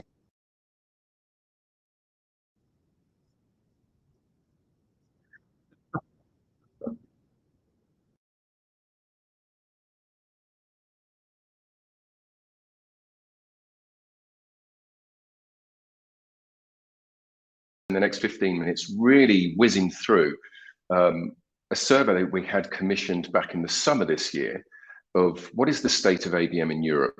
And the reason we had this survey commissioned is we set terms the organization. And we wanted to understand, what does ABM really look like? We know about ABM and the size and shape and the addressable market in the US, which is a very, a relatively mature market. But what does that look like in Europe? So I'm going to take you through, and it really is a whistle-stop tour of some of the findings that we had from that survey. I'll skip past this. This is Terminus. Take a screen grab, go on the website, you'll find out about us and what we do. What we did from the survey, we surveyed 450 organizations. We did that across the UK, France, Germany, and the US. And we used the US really as a compare to see how the largest commercial regions within the Europe region were coping with ABM and where people were on their journey from a B2B perspective. We looked at these organizations, so we looked at these industry segments and also organization size, roughly split 50-50 between what I guess we would call small, medium businesses and enterprise organizations. And there's roughly a 50-50 split for that. What do we find? And I've got kind of one of these slides and then some other charts. And I've tried to highlight really what the important things are. And I'm sure all of the attendees here understand what ABM is. But if I asked everybody, I'd probably get a slightly different answer from everybody about the definition of ABM. Nobody's really quite got that level of consistency. So we thought we'd start by capturing what does ABM mean to the audience and to those who surveyed. And really the two things that came out as highlights, one was ABM means the ability to cross-sell and upsell to existing customers. Yeah, great. I kind of buy into that completely. And I was really pleased to see that for just around half in the US and just under half in those countries in the organization surveyed in Europe, it was around alignment of sales and marketing strategies. And ABM, if nothing else, is the alignment of sales and marketing strategies around your customer or prospect so that we can do great marketing to them. There are a number of other things here. I won't bother going into this. The entire survey that we did is available on Terminus's website of State of ABM in Europe in 2021. And there's a ton of stats like this. And as I said, I just wanted to kind of highlight some of the things that we thought were pretty critical. And then for my own country, here I am, stood in London, delighted to be here in London. But actually, when I looked at the survey, the UK was lagging behind everybody else in its ability to move forward with ABM. So if you look, there's only 27% of organizations that we surveyed were working with an ABM strategy. We were way behind the US, way behind France, way behind Germany, which I've got to be honest was disappointing, but also a surprise. The good news is the 45%, so just under half of everybody who was surveyed are thinking about implementing an ABM strategy in the next 12 months. And what that suggests to me is that B2B marketeers, it's not that we're waking up to ABM, that we're realizing that ABM is probably the single biggest ROI investment that you can make when you market to your customers and prospects. So if you implement ABM, you will get a far bigger ROI than any other campaign or activity that you're currently doing in a marketing function. And that's a huge strength. The highlights I've got at the bottom, no, we're not implementing an ABM strategy and have no plans to do so. As you can see, it's a small amount. So either we put this down to an error, because out of those statistics, we're probably going to get some variance and maybe some errors in the responses. But actually, what it probably suggests to me is that ABM is not necessarily for everybody. And that's something I would encourage everybody to really think about. I'd clearly encourage them to do ABM. I'd really encourage them to use Terminus to run that ABM platform. But it may not be for everybody. It may not be for every organization, and it may not be for every industry, and it may not be for every region. But it definitely looks like it's a thing. And that was a great kind of point of verification for us as we open our office in Europe. Where are the priorities as we go through an ABM? Well, Sangram's just mentioned around retention being the new acquisition. I love that phrase. And as you can see, the vast majority of respondents come back with customer retention's a real priority.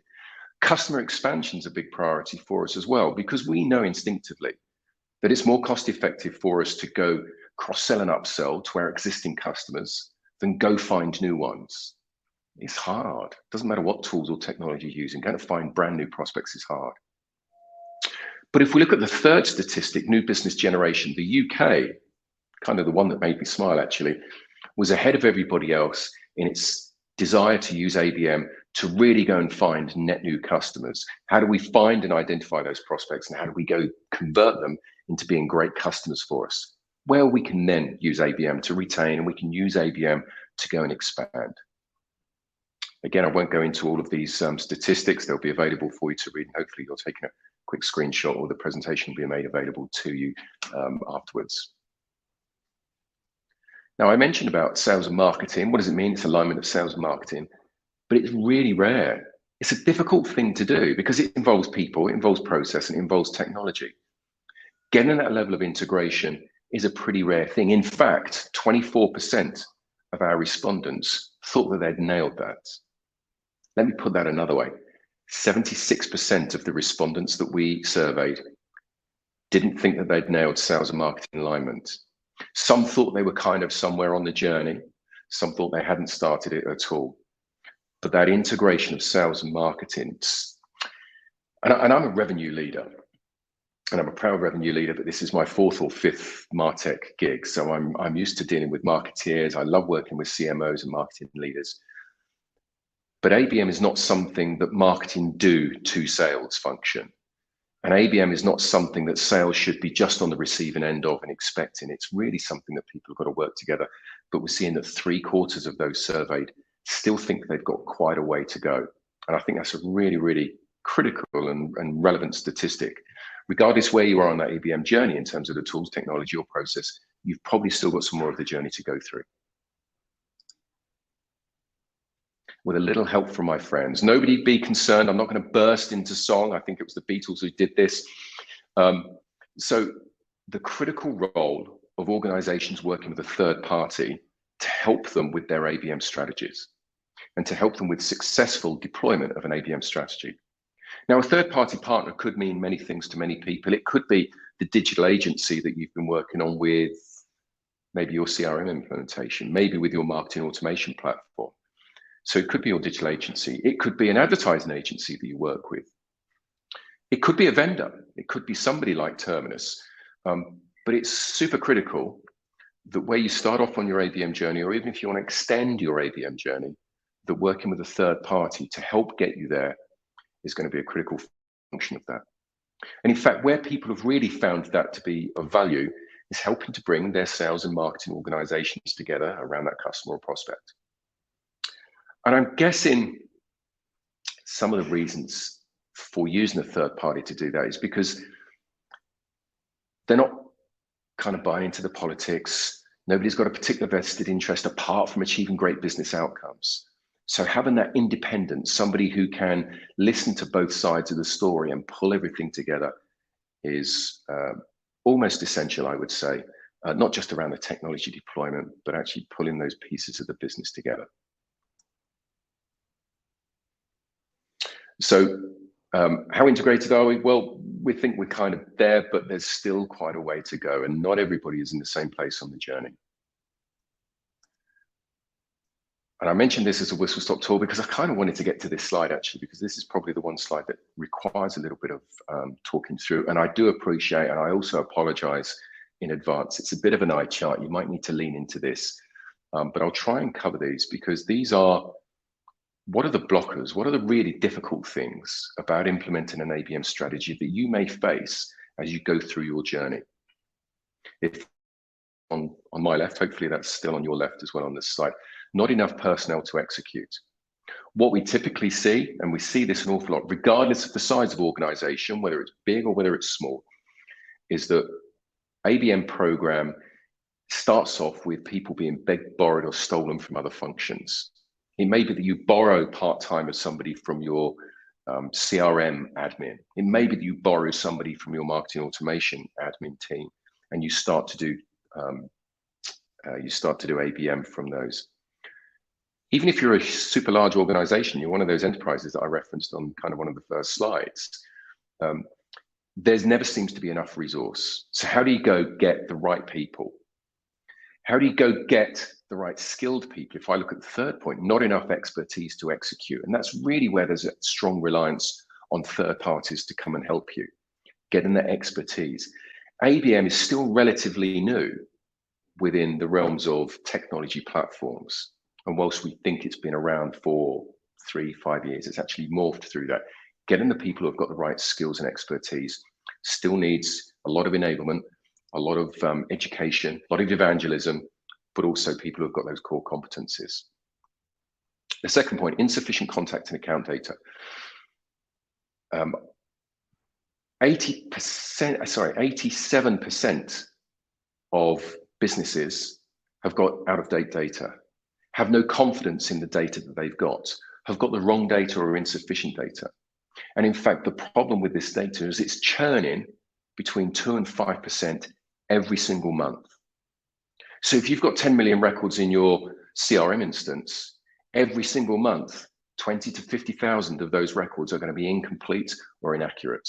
Someone's changed jobs, someone's changed their email address, somebody's phone number's changed. Somebody's updated something on LinkedIn, but it's not fallen through to your CRM. All of that needs to be continually worked. And it's a real critical problem for us where if you've got bad data, you're going to experience a bad business outcome. We have a solution called that. We acquired an organization called Xylotech that was announced 2-3 weeks ago. We can help you with that. However, advert over. Concerns around our ability to scale ABM. And scaling for me is in 2 areas. How do you scale the volume of tactics and campaigns? So how do we execute more than 1, more than 5, more than 10, maybe 100 campaigns and tactics across our target audience? How do we do that? And then how do we scale across channels? How do we go through that crawl, walk, run process? And how do we move from one-to-one to one-to-few to one-to-many? So how do we scale out our ABM program is something that may prevent people from really leaning in as they may need to. Getting executive buy-in and support. How do you go continually justify the ROI to the CFO, to the CMO, or from the CMO to the CEO to make sure that that initial investment demonstrates ROI, is seen as a really great thing because it's driving pipeline and the pipeline is driving revenue, but also that you get that program extended. It doesn't come to the end of that 12-month SaaS term and it gets switched off, but you continually get that investment. I've pretty much covered the insufficient engagement or performance data with the contact and account data. Insufficient or limited technology. I was presenting at an event last week in London, and I was on before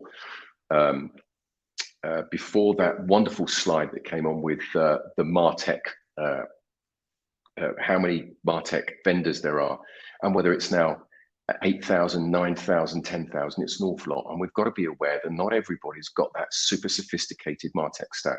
And some of the deficiencies in that stack, because it's quite complex to tile that together, may limit our ability to fully perform ABM. The marketing team buying in support, and also the sales team buying in support.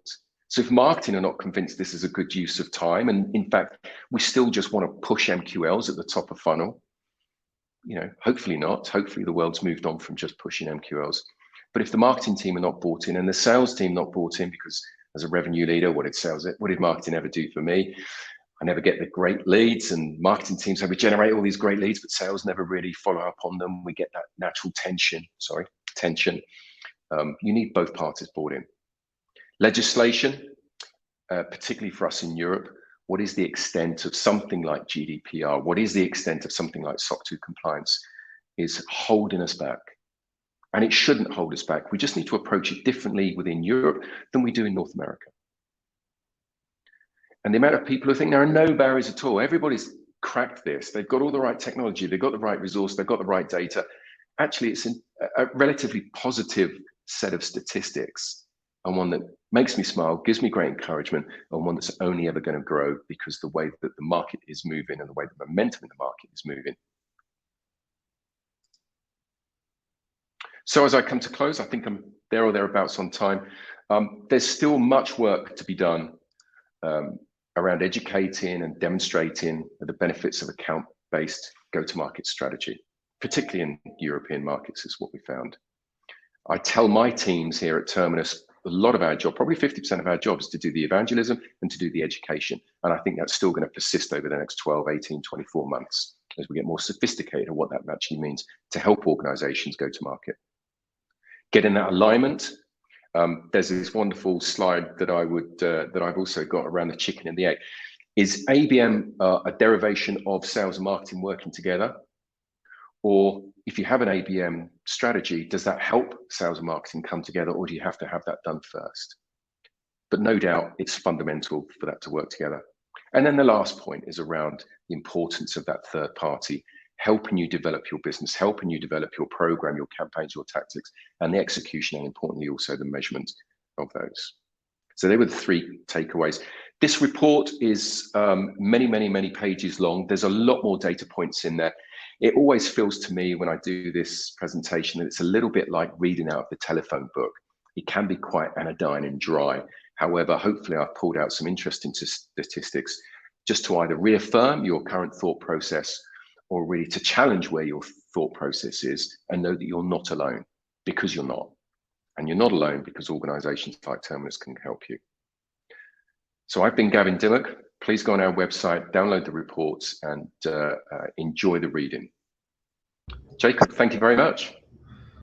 Well, thank you, Gavin. So interesting to hear all these takeaways from the survey and the report. You have done a lot of job on pulling together. So very interesting and all the trends there. So thanks for that. We have a few minutes for questions here, so please send your questions in the chat here to Gavin and to Terminus. But also for these of our listeners who haven't come across Terminus before, just maybe you can set up the stage there, since you, maybe not be familiar to everybody as a vendor. So what's Terminus about in a few sentences? So I promised I wouldn't do an advert for the organization because this isn't that forum. However, since you've asked so politely, I will definitely share. So Terminus is the market leader in account-based marketing platforms. What differentiates us from anybody else is that we have native multi-channel capability. And what that native multi-channel capability addresses the so what and what next. So we talk about team-based approach. How do we help target, activate, engage, and measure, target, engage, activate, and measure team, our audience, our prospects, or our customers as we wish to build pipeline. And a lot of people start with intent, which is great. A lot of people move on to digital advertising, which is great. And then what? And the then what is how you engage and activate with your sales teams, because you want to put the intelligence that you gather in the hands and the palm of the hand of the sales team so they can have a great dialogue based on data that's been gathered across multiple channels. And how do you gather that first party data? The only way that you can do that is through native channels. So I can continue, but I'll pause there just for the sake of the audience. Yeah, absolutely. We have a question here in the chat, and one is about GDPR. GDPR is a good point here in Europe. Very interested in how to work around it. If you have anything to say around that. Yeah, and I would suggest, in many ways, we're very fortunate because we do have things like GDPR to stop us spamming people, to stop us really kind of falling over the line or over our skis on data privacy. But the market is maturing as we build out what we call our identity graph. So the information that we can capture about a prospect or customer with the use of IP-based data, with the use of cookies or how cookie world is going to become. What you end up doing is that people don't mind giving you permission, giving you that information on yes, click here, I'll give you my cookie. But it's normally in a fair exchange of value. So people will go, yeah, it's fine for you to track me because I'm going to receive some content-rich information. But the only way that you can do that, rather than buying in lists of these things, of third-party cookies, is that you give the vendor the direct ability to do that over the various channels that you've got. So GDPR is definitely a consideration. It may prevent us doing some sophisticated things that may be going on, but it doesn't stop us targeting, engaging, activating, and measuring our success through account-based marketing platforms. I would encourage everybody just to lean forward into that. Yeah, that's a great answer. Another question is, you have been working at several MarTech companies over the last years. What do you see as coming as the big trend next year? You talked a little bit about the things in the survey here, but if you take one thing that you really think every marketer in B2B should be looking into for next year, 2022, what should that be? Without wishing to kind of promote the organization too much, I think marketeers and account-based marketing in particular really need to move to a multi-channel approach. ABM for the last few years has been about intent, and we've been getting drunk on intent data, and we're getting obsessed about intent data, and we've been getting obsessed about advertising. And we need to move past that to really accelerate our engagement. And we need to engage with our customers or prospects at the point where they want to be engaged with. Because when you click on that digital ad, then what happens? What's the experience that you have after that? And I think we really need to be able to give people a great experience through the acceleration of that crawl, walk, run process and moving from that one-to-one to one-to-few, one-to-many. But we can do that really quickly now with integrated platforms. So don't be put off by thinking that this needs to be a 2 or 3 year program to really get to the top of the mountain. We can do that super quick with people now. And I think that will be the thing that's probably going to look forward to in 2022 and accelerate within our industry. Awesome. Yeah, that's so interesting to hear. And thank you so much for that. It was great to have you, Gavin. And we're looking forward to read the full report. So I encourage everybody to download that and read that because it's very interesting and a lot of data there that every marketeer need to take care of. So thank you for your time and thank you so much for sharing your insights so freely. Thank you, Jacob. Thank you, Bright Vision, and thank you to the audience. The pleasure's been all mine. Bye-bye. Bye, Gavin. Okay. We are moving on in the agenda to our next speaker. And that is a speaker from Red Hat who's joining us to talk about ABM. And it's none less than Kari Price, who's heading the global account-based marketing team at Red Hat. And she has over 20 years experience from marketing for B2B and especially in tech and services. So this is going to be great. So with that short introduction, Kari, we're so happy to have you with us here at ABM Day. Hi. Hi. Thank you for having me. Hopefully you can hear me okay. Thank you so much for the introduction. I'm Kari Price. I am with Red Hat. As you can tell, I am American. So I am based in North Carolina in a town called Raleigh, which is about 4.5 hours south of Washington, D.C. Red Hat is actually headquartered in Raleigh, North Carolina. So you may hear a little bit of an accent, a little bit of a Southern accent. So please forgive me if my American tone comes out. Really excited to be here with you all today. I am really excited to share with you our experience at Red Hat with account-based marketing. I have been in the global account-based marketing program at Red Hat since 2017. So our program, which I'll go into our journey in just a little bit, is actually going into our, I believe, our 5th or 6th year. So I'll go into a little bit of that journey, but then I really want to share with you how at Red Hat we're leveraging account-based marketing, not only to drive demand with our core strategic accounts with net new technologies, but also how are we really using account-based marketing to ensure that our customers are as successful as possible once, post-sale, once they've used our technology. So with that, I will jump in. Really love this stat from Gartner. 80% of buying decisions are based on your customer's experience with your company and success with your product. I think this is absolutely critical. I know, Gavin, you were just asking Gavin about trends moving forward into the upcoming year. I actually think, the customer experience will become even more important moving forward, ensuring that our customers are not only adopting our solutions, but are satisfied, feel enabled around our solutions. I think that's going to be increasingly important moving forward. But before I go into that part of it, I do want to set a little bit of context. Would love to share with you Red Hat's journey into account-based marketing. And for those of you who may not be as familiar with Red Hat, I have just a couple of slides to set the context of who Red Hat is. So Red Hat is the world's leading provider of open source solutions, IT solutions. We have approximately 19,000 employees across the globe. We were the first $3 billion open source company in the world.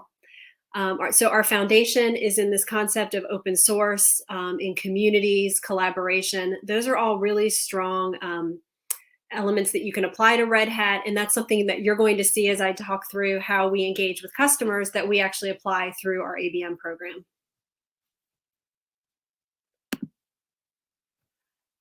This is an example of our portfolio. You can see it's a pretty comprehensive set of products and services. So I wanted to go ahead and share this with you because this will play into some of the conversations that we're going to have later as to why we think the customer lifecycle aspect of ABM is equally as important as acquiring net new customers and as well as driving demand with emerging technologies or technologies. So Red Hat, our journeys, as I mentioned earlier, we established our Red Hat program in 2016. We started really small. We started with only 6 pilot accounts. We really wanted to prove the value and go deep within those accounts and really pull out what ABM can do for our most strategic accounts. Back in 2016, when the program was established, the initial objectives were we wanted to really build the visibility for Red Hat's cloud portfolio and drive net new opportunities for our more emerging technologies or our newer technologies. Red Hat has a very strong foundation in a product called RHEL or Red Hat Enterprise Linux. We wanted to build upon that strong install base that we had at Red Hat, that install base of customers, and drive the sale of or adoption of additional products and services. And so that's really who we were targeting. At that time, and as we all know now, the dynamics of purchasing were really shifting in the IT space from central IT and starting to move out to the lines of businesses. And so that also played a huge factor into why we were looking at adopting account-based marketing, because as we all know, that approach can really help you go deep and identify those different buying groups within a customer. As you can see on the bottom, over the past 5.5 years, our program has slowly expanded. We were very purposeful in how we grew. We try not to grow too fast. So in 2017, we expanded to 28 accounts across the globe. These are in all of our major geos.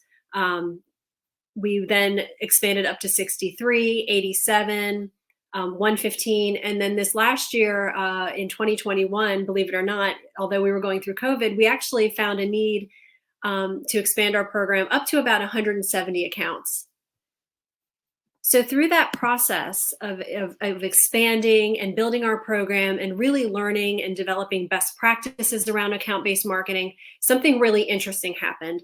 And that was as our relationships deepened within our accounts, we really started to see the need to support our customers post-sale. So, not only drive awareness, drive demand for these emerging technologies, but once they purchase these technologies, helping to ensure that they're successful and fully ready and enabled to adopt those solutions, and then ultimately helping them to communicate within their own organization the value of these solutions to the broader organization.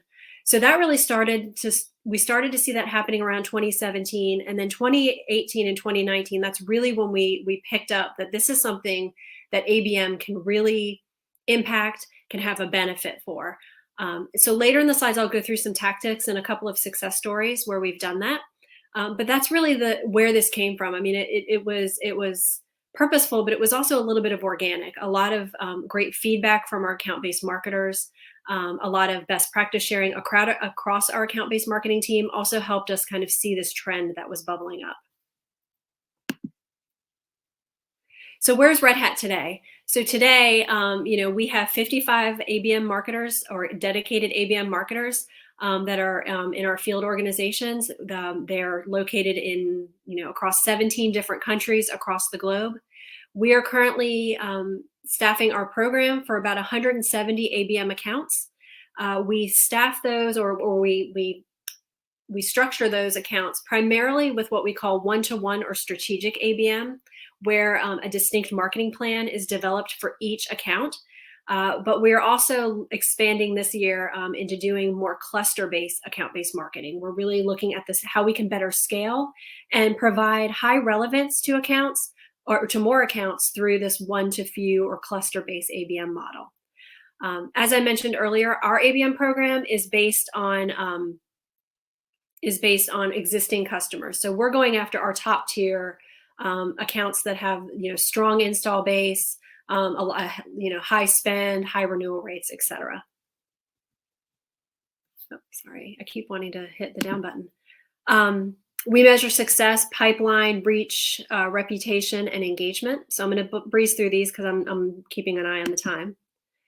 Where we are today is our ABM marketers actually manage the full scope or the full funnel for an account. So not only are they really working on driving awareness, education, solution consideration within existing customers with new buying centers, but they're also focused on that right side of the funnel, ensuring that those buying centers that have purchased are adopting, expanding, and then ultimately renewing and becoming advocates for Red Hat.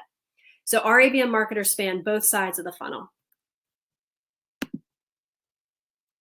And one of the things that we're doing in order to enable this is, and this is a differentiator, and this kind of goes back to our core brand, we're really focused on building communities within our customers. So we take a very inside-in marketing approach.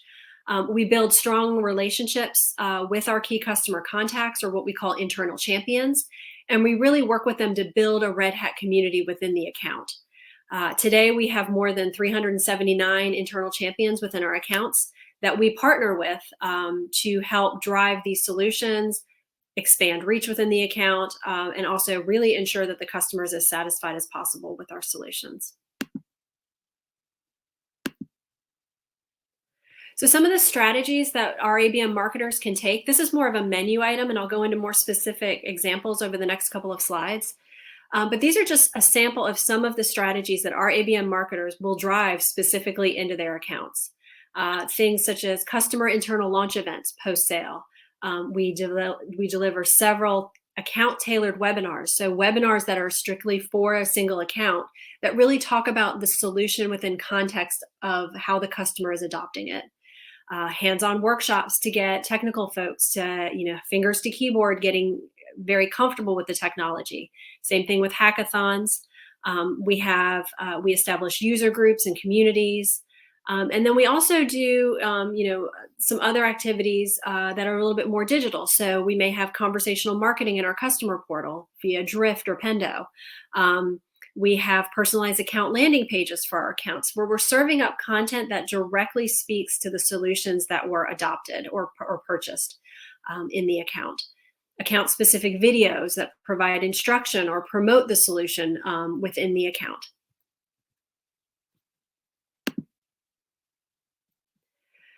So one of the ways that we do this, and a lot of our accounts are adopting this, they do these things where they create essentially a Red Hat community of practice within the account. And essentially what these are these are internal user groups that are formed with the help of our account-based marketers, but then also bringing these disparate teams together that might be using our technology and bringing them together to share best practices, to share training, ask the experts. We can bring in Red Hat product experts to answer questions. We do series of activities within these communities of practice that we set up. The key with this, though, is that this is a long game. This is something that takes a while to build. It takes a while to build that momentum because there is a strong advocacy aspect to it. But we find that once we start getting the momentum within these accounts, we're really seeing a lot of benefit in bringing these groups together because it is providing that community aspect. It's providing that level of advocacy within the company. So this is one way that we are driving adoption. Another example I wanted to share with you isn't as adoption specific, but it's more regarding renewals and cross-sell, upsell. So another way that ABM is really impacting the right side of the funnel is through, we drive campaigns in advance of major renewals into the accounts. And so this is an example at a major telco that we have as one of our customers. We ran what we called a Relevate campaign. There was a large Red Hat Enterprise Linux renewal that was coming up.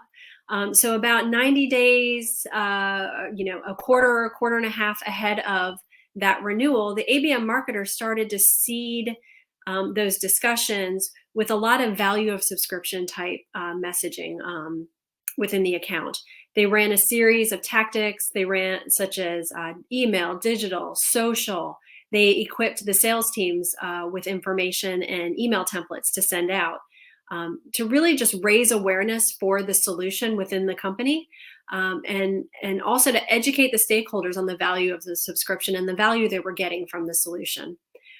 As a result of this campaign that the ABM marketer ran directly into the account, with messaging that was very tailored to the account and where the account was in their buyer's journey, it ultimately led to about a 20% renewal increase and a cross-sell opportunity of a complementary solution. And then finally, another one of our ABM accounts, this is more of an adoption play. They ran an internal hackathon within one of our Fortune 500 FSI accounts. And the goal with that was to really get the developer community on board and comfortable with the technology. We know that developers are key influencers with technology purchases. They may not be the budget owners, but they are a very, very strong influencer. And we really wanted to get that base of developers on board and comfortable with the technology post-sale so that in the future, when it does come to be renewal time, the organization can look and see that the developers are in fact, leveraging the technology in their day-to-day job because they now have the comfort that came out of this more fun hackathon gamification type activity that our ABMer ran. So these are a couple of examples. I know we don't have a lot of time. I would love to dive deeper into this. Unfortunately, I just don't think we do, but just a few ideas to show you how ABM can leverage that right side of the funnel, can impact adoption, can impact renewals, and especially cross-sell, upsell when those renewals come around. And then the last point before we go to Q&A, I really like this quote from TSIA, the Technology Services Technology and Services Industry Association. They're really talking more about customer success, but they're basically saying, growing revenue from existing customers is easier, cheaper, and more efficient than landing new customers, which I completely agree with. But what their point is here is that, but if you're going to do the same thing that you've always done, you're really not going to find those efficiencies. And the same thing applies to marketing. If you're looking at an existing customer and you're still trying to drive and send them through the same marketing channels that you would do when you're trying to acquire a new customer, you're really not going to get that impact in the account that you're looking for. So when it comes to the right side of the funnel, you have to be intimate. You need to really know your customer. You need to understand where they are in their buyer's journey to really ensure that, when it comes time for renewals, that you have that relationship established. So I think with that, that's the highlight of it. I'm happy to answer any questions that you might have. Thank you, Kari. Thanks, so interesting to hear your story on how you have built up the ABM practice over these years, and very interesting story. One question we got there is that many companies today struggle with determining which account to target and who owns the account selection process and so forth. What's your best advice for facilitating this process when you walked us through the 6 to the 26 and so forth? Who decided and how did you do that? Yeah, that's a great question. Sorry, I didn't mean to interrupt you. I think there might be a delay. I think the key when you're going through account selection is to have an initial set of criteria in mind, whether it's revenue based, whether it's if you're looking at white space. But with Red Hat, what we found is absolutely critical is that open conversation with your sales teams to really understand what sales is looking for and what their goals are. So that feedback with your sales leadership team on what accounts are most appropriate based on the agreed upon criteria. So if you're looking at doing white space, talking to your sales leadership team, what are the accounts that are must win in the white space for you as a sales team? If it's existing customers, what are those customers that we must maintain moving forward to be able to make the numbers in the upcoming year? Yeah, thank you for that. Another thing there, what was the biggest challenges when you built the ABM organization? It now encompassed 55 marketeers in total. What has been the struggles when you designed the organization and added people to it as you've grown? Have it been finding your way in the organization? Have it been resources? Have it been proofing for the CFO the value of the organization? Or where have you seen the most struggles from an organizational viewpoint? That's a great question. One of our biggest struggles, I think, dealing with probably in the latter years, the most recent years, scale. How do we ensure that the program remains somewhat consistent, but also how do we ensure that our marketers are fully enabled so that they're not feeling as if they're on an island, having to feel it out for themselves. So just ensuring that our ABM marketers are fully enabled, that they feel connected to one another, that there is consistency and best practices that are shared across. Those have probably been some of our bigger challenges, just ensuring that that community stays within our ABM community and that everyone's enabled, and is probably the biggest challenge. Yeah, interesting to hear. I can imagine such a big organization. And we got a question that for Red Hat is a very big company and so forth. What would you recommend to companies that don't have a huge marketing team or even a dedicated ABM team? Any thoughts about that?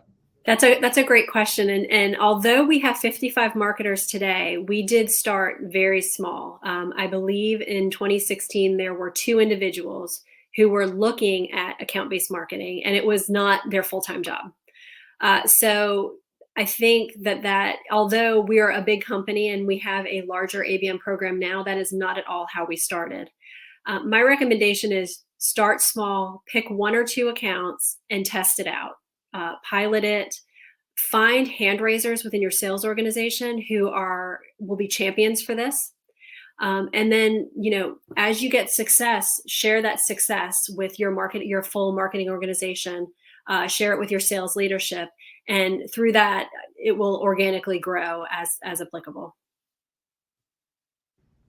Yeah, good advice. Good advice. Another question here from Stefano is, marketing must work with accounts managers for existing clients and with sales for the new ones. I suppose that's a little bit how you organize the integration with the sales department there. Do you work closely, or how does that work? Yes, our ABM marketers work very closely with their sales account manager counterparts and the extended sales teams. And when we say extended sales teams, that includes solution architects, sales specialists, but also more on the customer success side. So they're also working with technical account managers and customer success managers as well. So it's the ABM marketer pulls in the full breadth of the account team, and they have conversations with them. They're pulling insights from them, really understanding where the customer is. They're sharing their plans actively with these account teams and getting real-time feedback from the account teams. And also, in some cases, in some of our more mature accounts, we have account-based marketers who are even working directly with the customer, that the sales teams will bring them to the customer and get that direct feedback from the customer as well, where applicable. Yeah. Perfect. Thank you. I have another question here sent privately. I have a couple here, so I will just read them out for you. But one question here is, do you find starting with one-on-one is a better way to prove value internally than if you start with one-to-few or one-to-many? That is a great question. I would say for Red Hat, yes. I feel like one-to-one is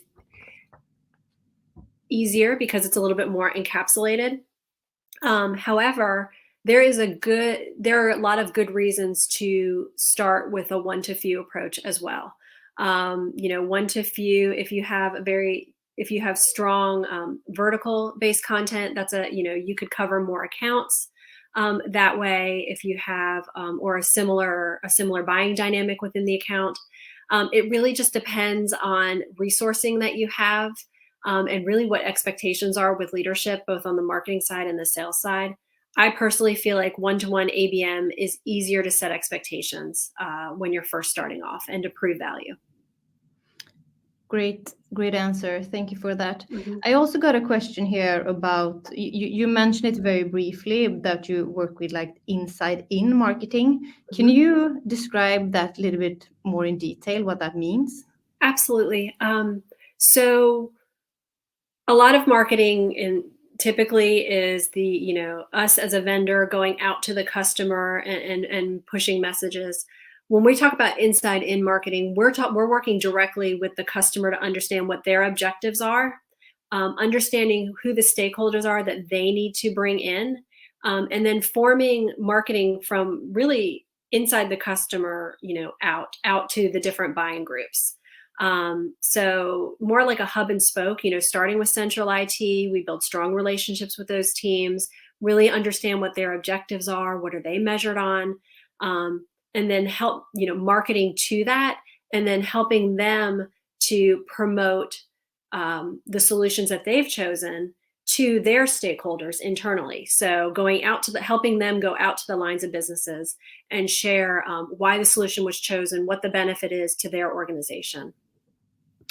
Perfect. Thanks a lot for that one.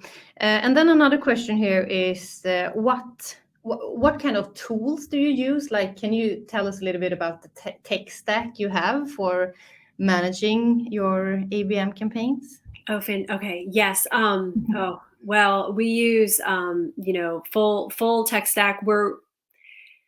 I could do a whole session on our tech stack. I can tell you, though, that we have a very, very close relationship with our marketing technology organization, and they are incredible partners. So we don't typically implement ABM only specific technology. We are leveraging the technology that is available to the full Red Hat organization.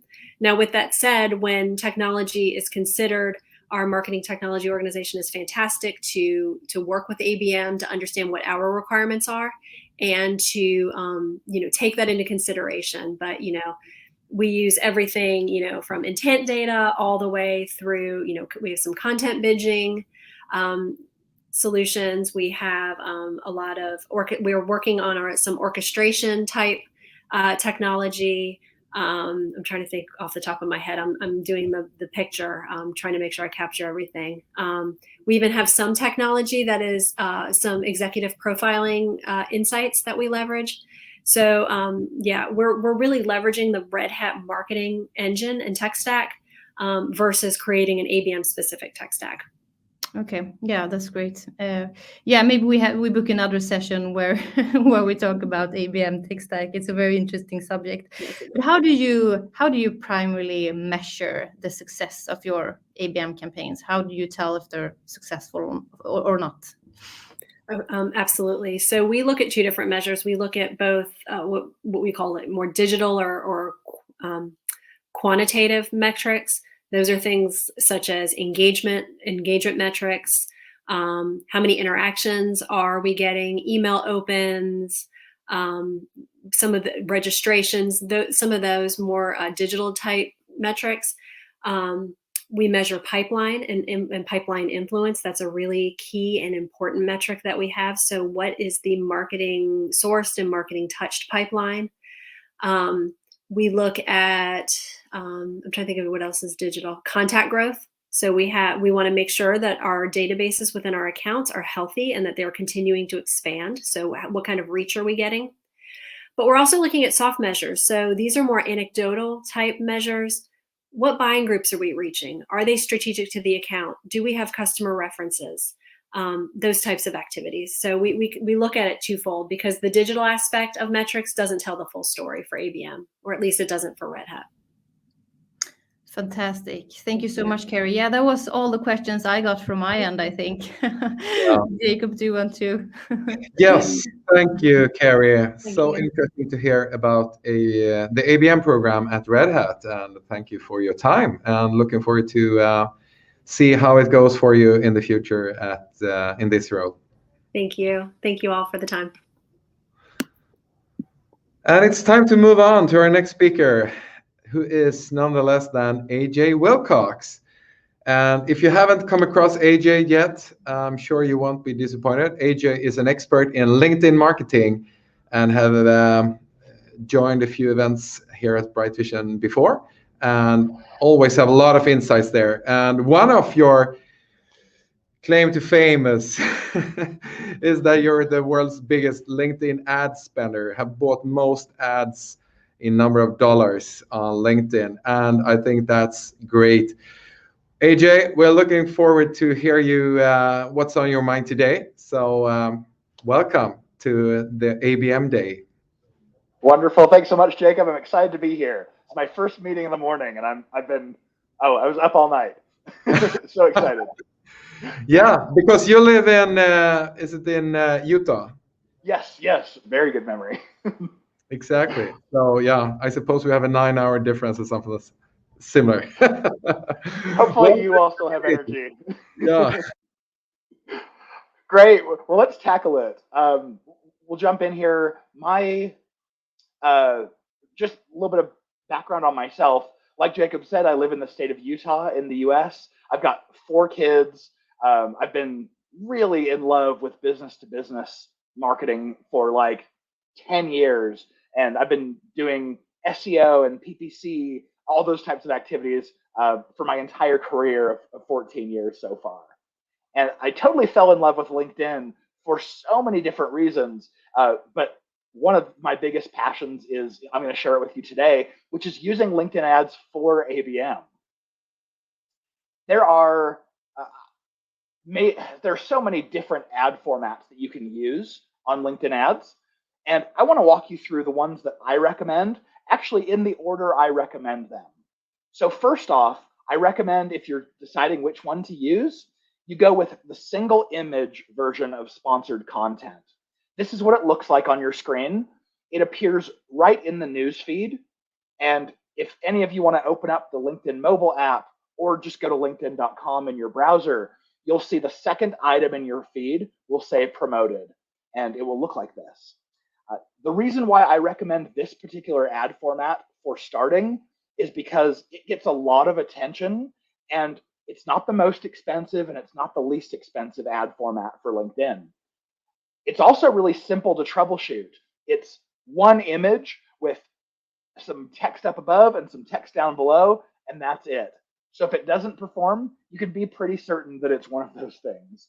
Whereas with an ad format like video ads, it can be really difficult to determine if it fails, why did it fail? If you're targeting anywhere in North America, you can expect costs per click in the $8 to $12 range. But this is by far the most versatile ad format, and it's a great place to start. Then next, my really one of my favorite ad formats is the original. This is the one that LinkedIn came out with. It was the only ad format available on LinkedIn starting in 2008. It's called text ads. It only shows up on desktop, and it shows up over in the right rail. And I hear a lot of people talk badly about text ads for whatever reason, but I'll tell you why I love them. They have such a low click-through rate. Like the average click-through rate is 0.025%. So that's 2.5 clicks out of every 10,000 times these ads are shown. It doesn't sound great, but when you're running an ABM campaign and you're understanding that is a lot of times that people in my target audience are seeing my ads and I didn't have to pay for it. When they do click, it's LinkedIn's least expensive ad format. So they're very, very low risk. Targeting in North America, you'll pay anywhere between about $3 to $5 per click.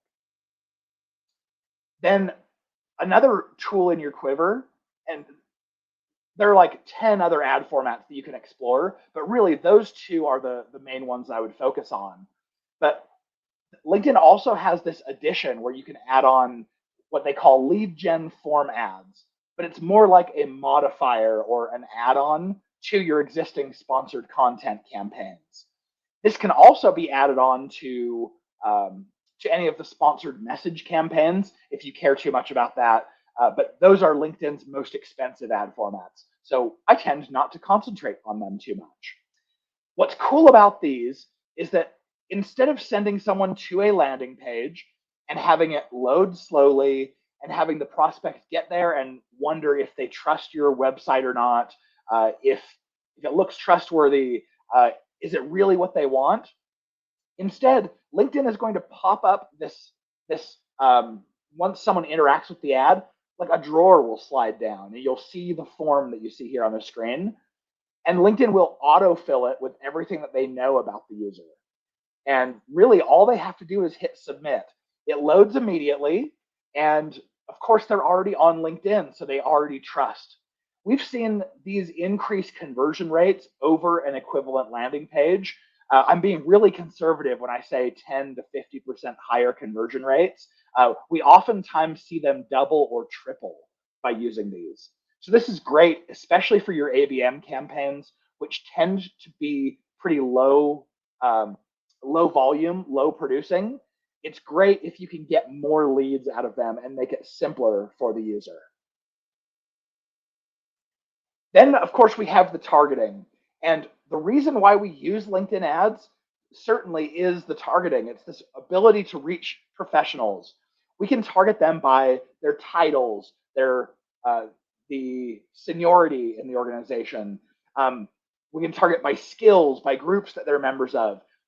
Everything you see here on screen, this is only about a fourth of all of the targeting options that are available.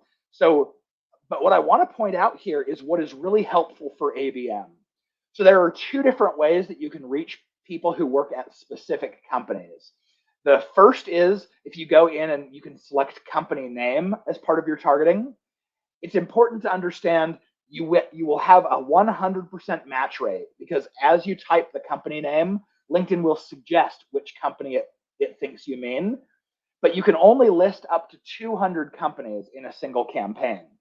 So for those of you who have ABM campaigns targeting, 1,000 or 10,000, accounts, you're not going to be able to do it this way. So instead, what you'll want to do is upload a list of company names into what LinkedIn calls their matched audiences feature.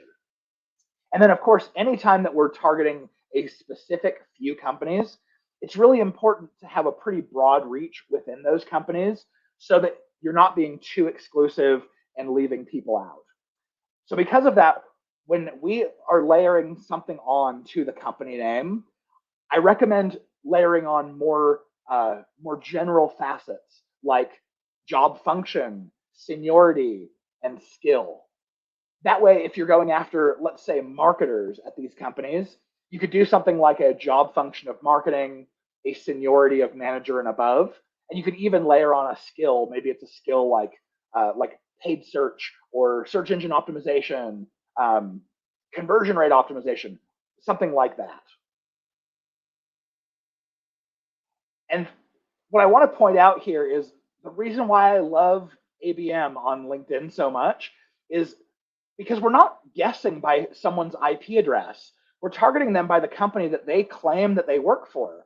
And so it's near 100% accurate. Whereas going by other traits that might signal that someone is at a company is probably inaccurate a lot of the time. But LinkedIn, it's just not. It's great.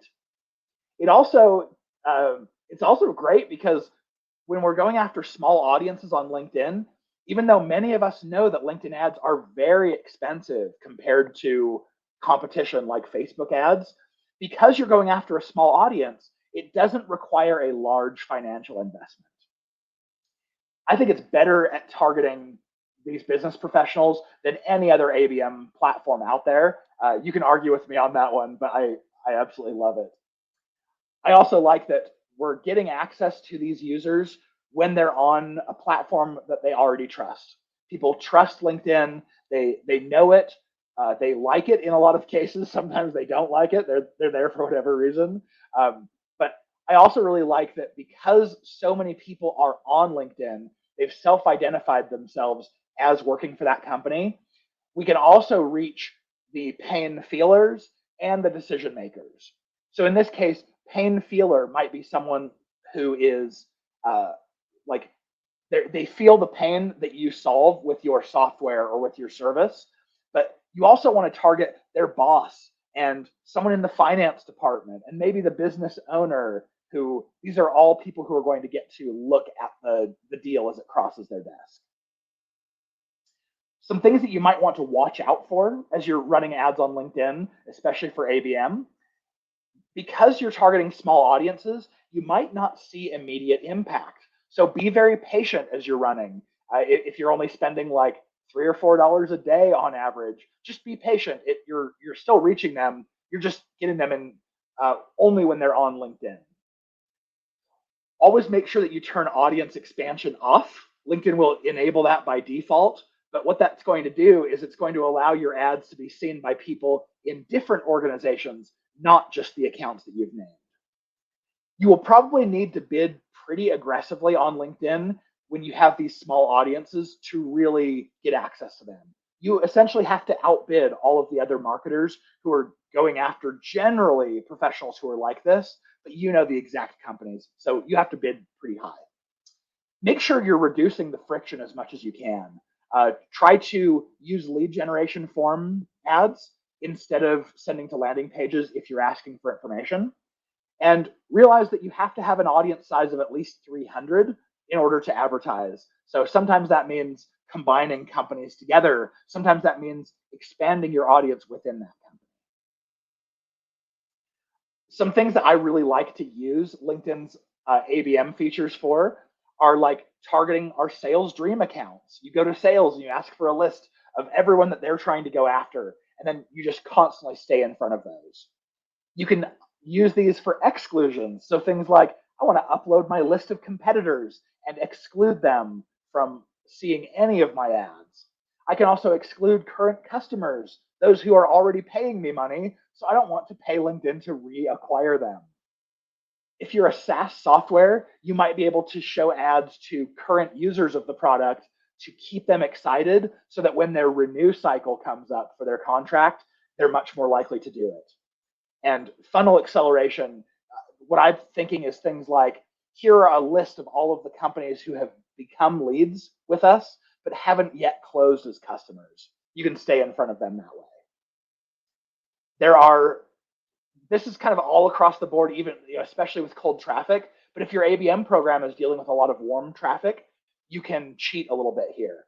But what I would recommend is shoot for calls to action that are attractive enough that someone will give you their information, but you're not asking too much. Like if you're asking someone to, who's cold traffic to go right for talk to our sales team or take a free trial or watch a demo, those are pretty high friction. So stick to things like here's a free guide or a free cheat sheet, a webinar, an ebook, something where you're going to provide extreme value. For anyone who's interested in learning more about LinkedIn ads, check out the podcast. I'm the host of the LinkedIn Ads Show. You can search for it on any podcast player. It should be there. And we get really geeky about everything related to LinkedIn ads, ABM included. Anyone who's just looking to get started with LinkedIn ads, if you go to b2linked.com/checklist, you'll get the 8-item checklist of everything that you need in order to get started running LinkedIn ads. So that's just a free resource for you. Check it out. And with that being said, we'll go ahead and wrap up here and handle any Q&A. Thank you, AJ. Always inspiring and a lot of food for thought and best practices in a good combination. So awesome. And yes, please enter your questions here in the LinkedIn, in the chat pane here. Now you have the chance to ask all your LinkedIn questions here. So yeah, what do you think is the biggest trend going on right now for B2B, ABM, that you would like to highlight with one takeaway right now? What I'm seeing actually, and you are way ahead of the curve here, I'm seeing a lot of organizations starting to adopt ABM.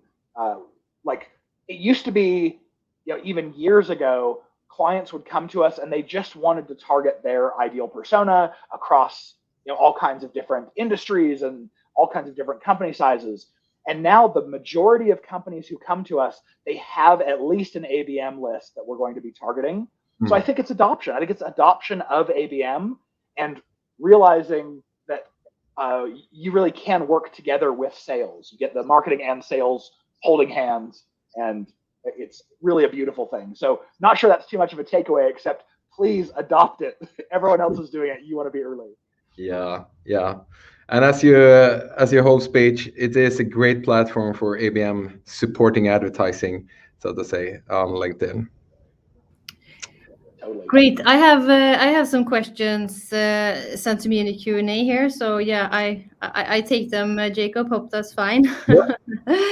You went through some interesting, the best ad format, AJ. But would you say what's the best performing ad format for ABM campaigns? Is one outperforming another, or is it similar to other campaigns, you would say, or do you see any differences in that?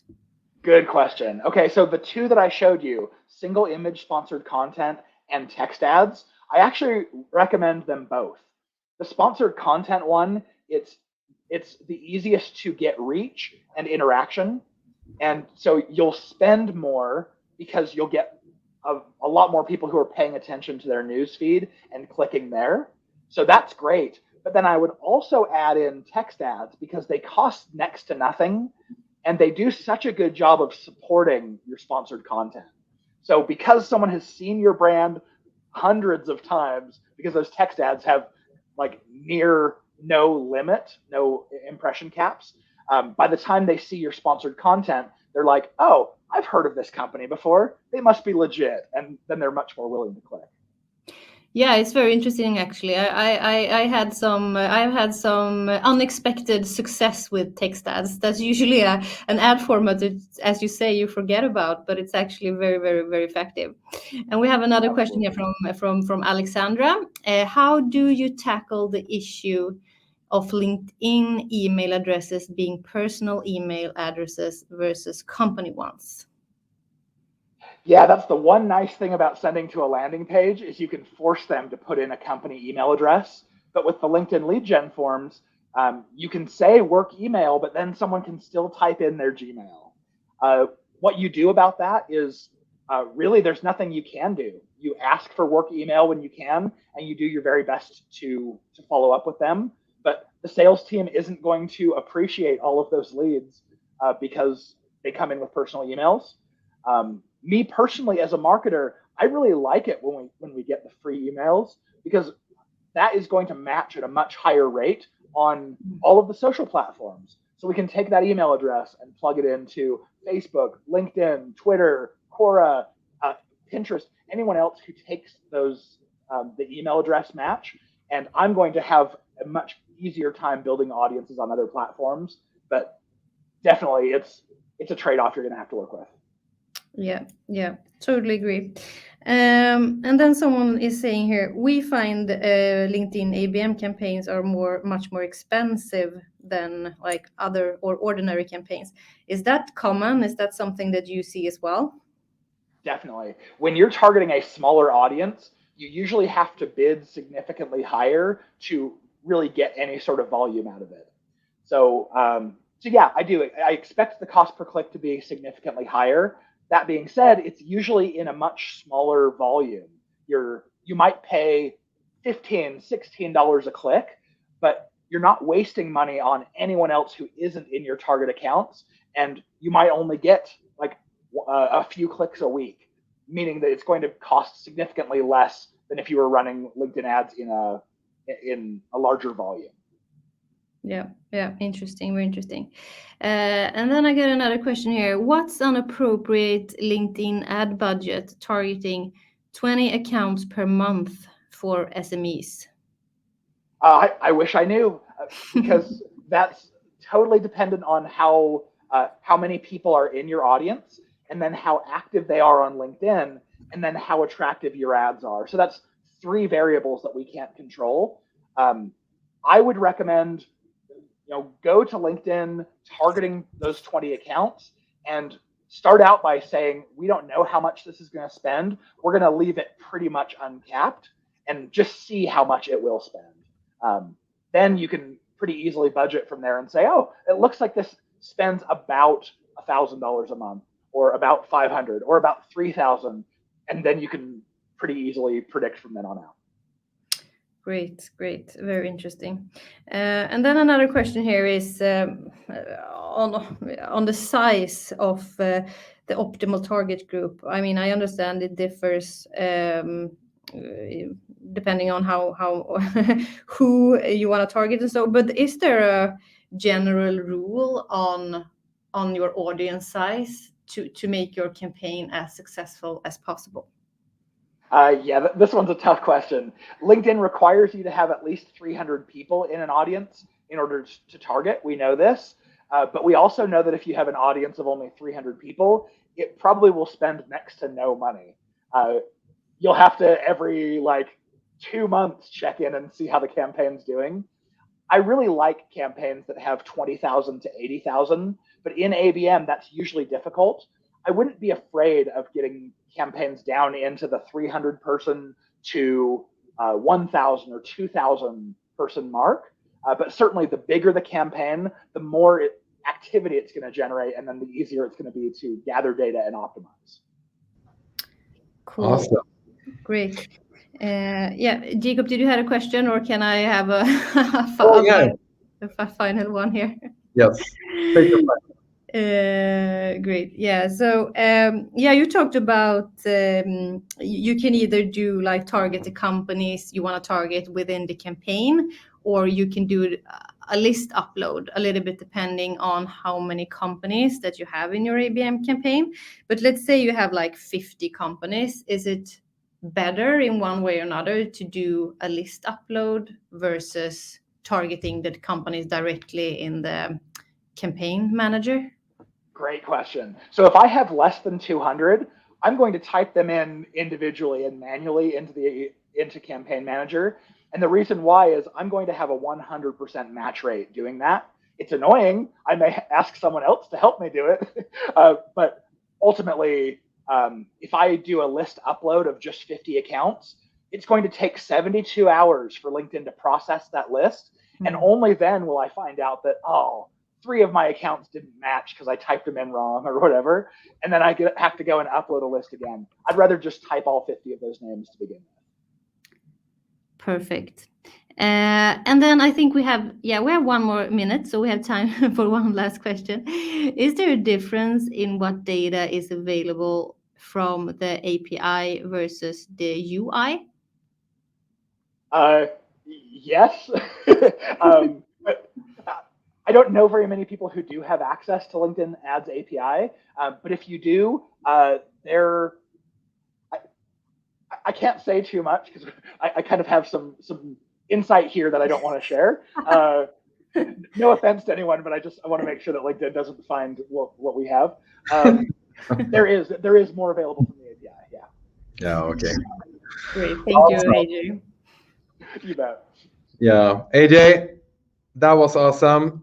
As always, you have shared a lot of information and insights here. That is so great for all these campaigns that we're running as marketeers, So thank you so much for that. And I hope you will have a great day now when the day starts for you in Utah. So thank you so much. Thanks. Have me back anytime. Great. We will. Okay, we're moving on to our last session here, and maybe not the last, but the least, but maybe the best. We are having a great session now from a practitioner marketeer working at Snowflake, a very successful company who have built up an awesome ABM practice, where Hillary Carpio is running the team and have a lot of experience around how to do this in a great way in order to scale ABM and win business. So Hillary, it's so good to have you with us. Thank you for having me. I'm excited to be here. Yeah. Take it away, Hillary. All right, we're going to dive right in. Thanks again for having me. And I'm excited to talk to you guys today about really how to take ABM from the very, very start to a scaled program. I think a lot of times, I myself and others present about end state or goal state ABM with lots of team members and budget and resources, and it can be challenging for folks to just get started. So today, that's going to be our mantra: is one thing at a time, just get started. So a little bit of an intro here. Like I was introduced, my name's Hillary. I am the director of account-based marketing at Snowflake. I have a team of about 11 folks, all dedicated to ABM, and we are aligned. We roll into the demand gen organization, but we are aligned to sales, just like you would expect a field marketing organization to be. Right there in the center, you see my dog. This is Hudson. He is my fur child. So my husband and I, this is our whole family with him. We love him to death. And on the right, you see the Snowflake logo, obviously a huge part of my life as I invest not only my days of work, but also my passion and interest in pushing one of the most innovative companies forward with one of the most innovative ABM programs. So what does ABM at Snowflake look like?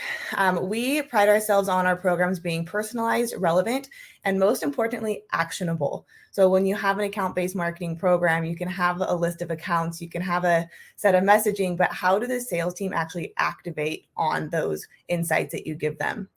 We have a suite of tactics starting on the left with email banners. We are able to target our target accounts using a vendor called OpenSent. These are very personalized by persona, workload, etc. We also have digital advertising. This is our tried and true main form of targeting within our programs. Those all point to custom web pages. We do use Uberflip to create content experiences, overlay that with some personalization vendors like Intellimize. We incorporate interactive chat where it makes sense and where we can have the resources to actually man it.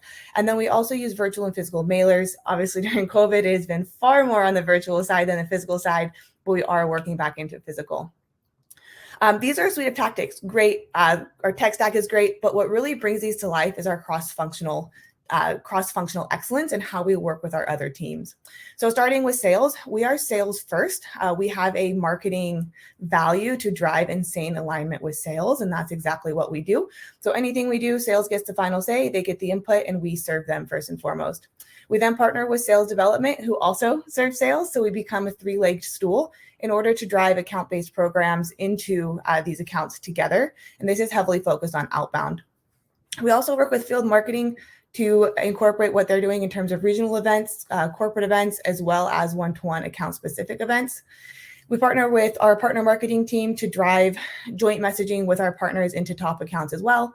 And finally, we have a phenomenal demand generation team creating all sorts of content and coverage within our named account list, and we work to drive their programs within our ABM accounts as well. So very high level overview of how we're operating at Snowflake. But the question is, like, does it work? Why does it matter? What are you doing all these things for? And the answer is it impacts our business greatly. So our SDRs see about 2.3 to sometimes 3x the meeting rate in ABM accounts compared to non-ABM accounts. They are seeing 1.5x the SQO average pipeline, 80% lift in ACV. And for demand generation, we're seeing 3 times the number of campaign responders, even higher in some of our other segments. So here's what I like to tell people starting ABM. We're not looking how to measure, quote, ABM. We're looking how to measure how we multiply the impact of our revenue teams. How are we multiplying what the SDRs are doing, what field marketing is doing, what partner marketing is doing in our top accounts? That is our goal, is to drive impact. So let's get started. How do we get to this state? How do we get to a position of scale where we're driving this level of impact? We've got to take one thing at a time. So in your organization, it may look different than somebody else's organization. You may have a huge advocate for doing account-based marketing from your demand gen counterpart. It may be from your sales development counterpart. Maybe there's one AE in sales. That's where we're going to start, is figuring out where our advocates are. We also have to figure out who we're going to target. So we're going to build our account list. We're going to build our narrative, and then we're going to scale. So starting with who are we going to target? And this will be somewhat driven by who that advocate is we just talked about. We have what's your why. When we think about our advocate, when we think about why we're doing ABM, unfortunately, I think a lot of people are trying to not miss out on a buzzword, right? Everybody's doing ABM. It's a hot thing. It's going to transform your business. But what is really the impact you're looking for? Are you looking to get into accounts that have been cold for 2 years and it's a very small subset of accounts that you want to concentrate your efforts? Are you trying to take your SDRs and align them more closely into your top accounts with sales? Are you trying to get more campaign responders in your top accounts through an aligned approach? All of these questions are things we should be thinking about before we go into the tactics and before we start building our program, so that we know what we're trying to accomplish, and then we can measure success depending on what that why was. Once we have our why, we need to identify our triggers.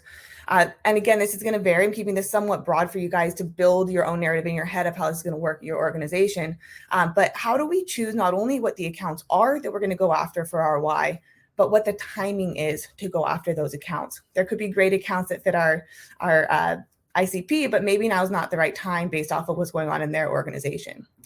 So the first one on this list is third-party engagement. I love intent. It's my absolute favorite. I'm a very big Bombora fan specifically.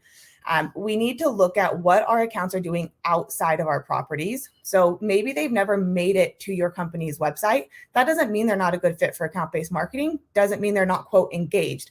A company can be very engaged in topics related to your business outside of your property. And so using intent vendors, we're able to identify not only what is the right surge, is there an abnormal increase in activity around terms related to what you're selling, but when they do surge, that tells us that there is a very high likelihood that they're entering a buying cycle. So this can help us determine the time.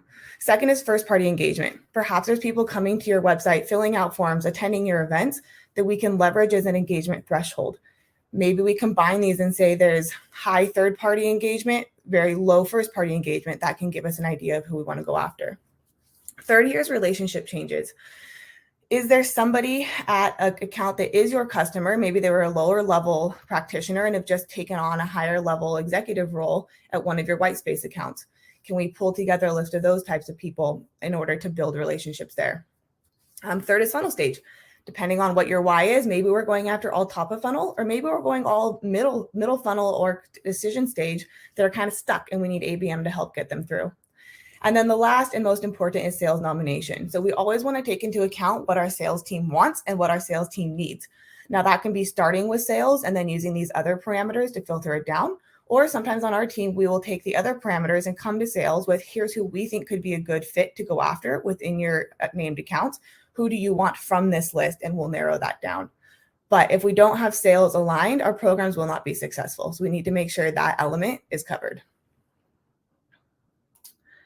All right, so we've got our list. And hopefully you're building this in your head as we go along here of what this list is that you want to go after. We now need to build our narrative. And this is where I see a lot of programs fall short, is they've picked who they want to target, but then they throw the same outreach and the same prospecting efforts and marketing efforts that they would to any other program. That's when we lose this impact of account-based marketing, where we need a consistent narrative through the entire program.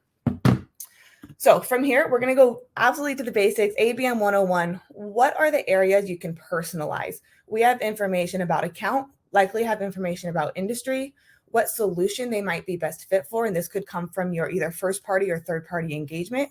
And then who are they? Who is the right person to buy this solution that you've identified? And you can do this through building a marketing messaging matrix. So once you've identified what the different elements are you can personalize off of, we need to look at what are the marketing vehicles that we can apply those levels of personalization to. So whether it's your content, organizing that, whether it's your sequences, building a content experience where a lot of these things all come together in a digital way, our paid media or marketing emails, we're going to be looking for where they overlap. So just like a Venn diagram, something we're all very familiar with, we can start thinking about where in our paid media can we customize by, quote, solution. Is it in the messaging? Is it in the graphics? Is it in maybe where we deliver these ads? Same thing, SDR sequences. Perhaps we can customize a bit by industry, but also have a snippet about the account in particular, and also have a drop-down snippet in our outreach about the solution. And we're starting to build these layers where we can create a very personalized experience without necessarily a one-to-one piece of content. Then we take it a step further. Once we know what content we have, how we're able to personalize it, we need to take into consideration what our inputs are. So we talked about sales input. What conversations have they been having with the account?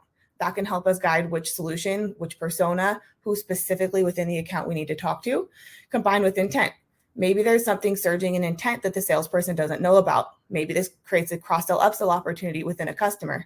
Then we look at engagement. What have they engaged with? What haven't they? When we start having these conversations, we can talk about, we know you've been working with us in this capacity, but have you thought about this? Hey, looks like you were on our webinar, haven't heard, are you interested in something else? So we can start building this grouping of how we talk to an account with all different paths to how we make it relevant, not just personalized. So you can think of personalization as a way to make it look like it's for an account, but relevancy to make it feel like it's for an account. Is it relevant to their needs and their pains, not just is it personalized to their industry and their account name? So we want to have both of these in how we approach these accounts. Next, we're going to talk about narrative and tactics. So once we've figured out all of these elements building into what and how we can personalize, how we can make it relevant, we need to build a narrative. And I mentioned earlier that a lot of programs fall short in throwing all their marketing tactics as they would toward a set list of accounts. And this is where it really comes into narrative. From the time a company in your account-based marketing list sees an ad on the website that they're browsing, so a display advertisement, maybe they're on LinkedIn, Facebook, Instagram, to the time an SDR does outreach to that account, we should be telling the same story that we've built through these other layers. What is the value add based off of their intent, based off of their engagement, based off of what the sales team was saying? How can your company help them? We have that same narrative across the ads, across the content experience, based off of the suite of content we're curating, perhaps across a piece of direct mail, and across what the SDR is reaching out with. One of the SDRs that was highly successful at my company had said, hey, Hillary, ABM is taking cold calling and making it warm calling. That's because we're having a consistent narrative. It's not the first time that this account has heard this story by the time the SDR picks up the phone. It's also really helpful because when your champion or your decision maker is going to their finance department or to their leaders, we like to make sure that we're getting that narrative to them as well. So when they present the contract, it's not the first time they're hearing of our company, nor is it the first time they're hearing of the value proposition, how we can help that company. This is how we really weave what we're trying to share within our different tactics. And then the tactics, like was mentioned, comes second of how are you actually getting this narrative into your target audience, and kind of layer back to the first layer here. Is it through paid media? Is it through marketing emails? Is it through content experience? So we can weave this all together into one.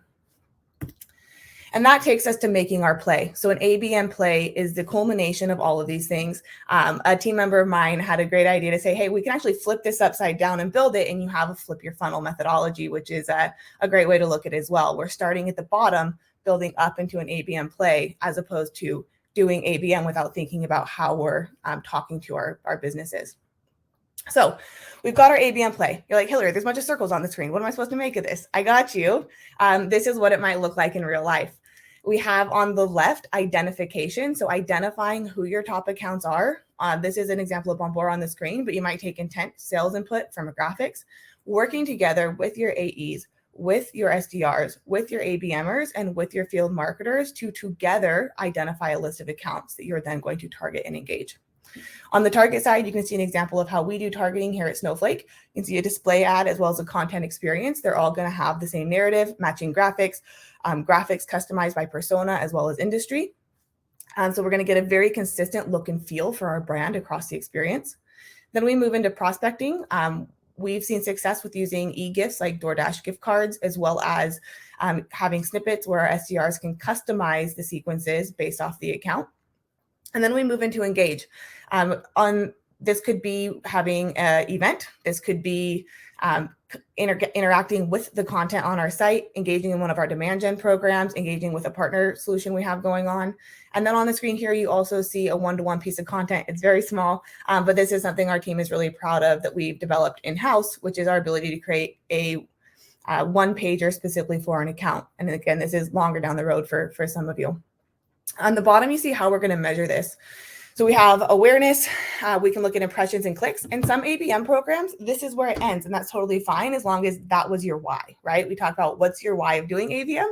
If it's to create awareness, great. We can look at impressions and clicks. If we're trying to drive further engagement, we're looking at both anonymous and known engagement. So within an account, how many people are visiting that we just know they're at the account, we don't know who they are, and how many are filling out forms and becoming campaign responders to actually know and have actionable people to follow up on. And then third and most important is pipeline. How are these activities impacting the ability to book meetings and create opportunities within our target accounts so that we can ultimately impact the business? And then we bring it home with scale. So if you think about what this might look like at scale, we have our prioritization. You have all the accounts you might be interested in. We break those down into this second pillar here. I made them by color. These might be personas, industries, workloads, solutions, you name it. It could be however you want to segment them. We then have the different teams, AEs, SDRs, thinking about how we go after them together. Thinking about enrichment and orchestration, getting additional contacts and leads into each of these and orchestrating them through a vendor. There's plenty of them out there, 6 Sense, Demandbase, all kinds of options.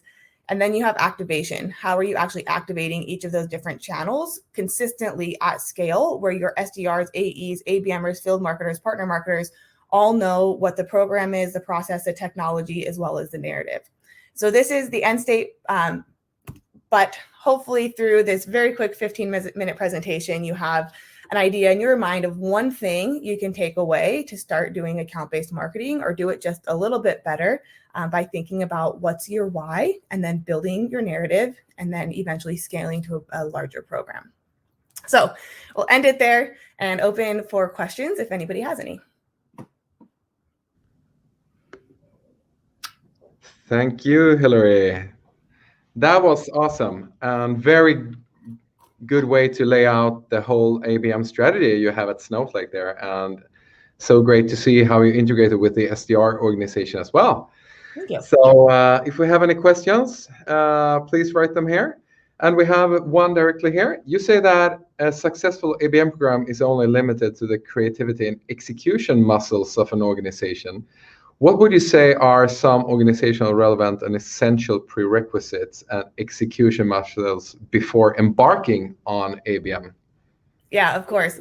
So one of the key elements is messaging. Are we aligned in what we're saying to who within the organizations that we're targeting?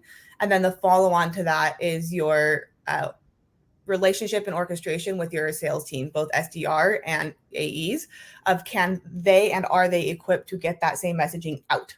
So we need to make sure that they have the sequences, they have the training, and that they have the operations to get these motions into place. And that's what I talk about, the muscle is we build a machine where the SDRs know that when one of these accounts come in, they know what to do with it, what to say about it, and how to get it out. And then we need to know how to measure it. Once we have that machine or that muscle in place, we can input different programs, different lists, different narratives in order to scale our programs. That's interesting. And a follow-up on that, what was, when you have scaled this and grown the organization and dragged more resources into the program, have there been any challenges or problems that you didn't foresee, or what have been the toughest parts on that side? Yeah, of course. There's always going to be challenges when you scale, right? There's a lot more dynamics that come in the more accounts that you do. We touch about 2,000 accounts in a one-to-one fashion and about 300 accounts in a one-to-many fashion per quarter. So we are operating at a large scale and we're operating globally outside of that. So some of the challenges we see are people all engage differently within their sales teams, right? No seller sells the same as another seller. No marketer works the same with every salesperson. So we have to accommodate for those nuances in how people sell and put sales first and make sure we're accommodating their ways while also creating a structure that's repeatable and scalable for our marketing organization at the same time. Yeah, interesting to hear. I suppose it's a complex puzzle. Yeah. It's let's see here. I think we are, yeah, it's 5 o'clock and we're winding down for the day here. So Hillary, that was awesome. It was so great to hear. And I'm sure this is one of the key components of Snowflake's great growth over the last few years. So awesome. Thank you so much for sharing this for us and the audience. And if you want to check out you or your content more, we can hook up on LinkedIn, I suppose, and so forth. So, yep, absolutely. LinkedIn's the place. Thank you. Thank you so much for your time and all the best, Hillary. With that, we are actually, winding up the whole day. And thank you so much for staying on and listening to our 7 great speakers. I have learned a lot myself, and I hope that you all have got more ideas, insights, and thoughts that you can implement in your daily work, whatever that might be. Also want to highlight again, if you didn't catch it in the first phase of this afternoon, that we are offering a free ABM workshop where we put together an ABM team to develop a campaign plan for you and your specific situation. And we can do that for 10 companies. So the first 10 companies reaching out, we will set that up for. And if you're interested, you have something more for us, Cecilia. Yes, definitely. We have a ABM webinar coming up on November 25, where we will be answering B2B tech companies' top 7 questions regarding ABM. So we got a lot of questions on how to do this successfully, and we have collected them, and we're going to go through them in a 35-minute webinar. So that will occur on November 25. So if you're interested, please sign up. I will send out the link right now. So if you just follow that link and register, we will be talking again in 1 month. Awesome. Yeah. This is a big topic, and there are so many facets of running ABM, organizational tech stack, content, and intelligence and data and all kind of things. So this is complex, and it takes time, of course, to to set up a really best practice process around these things. So I think we have much more things to discuss in the upcoming webinar. Thank you so much, everybody, for sticking around. We are so thankful for all of you and all the questions and engagement and directions, and we hope to catch you on the webinar or some future event. Have a great day, everybody. Thank you so much, everybody. Have a wonderful day. Hope to speak soon. Bye. Bye.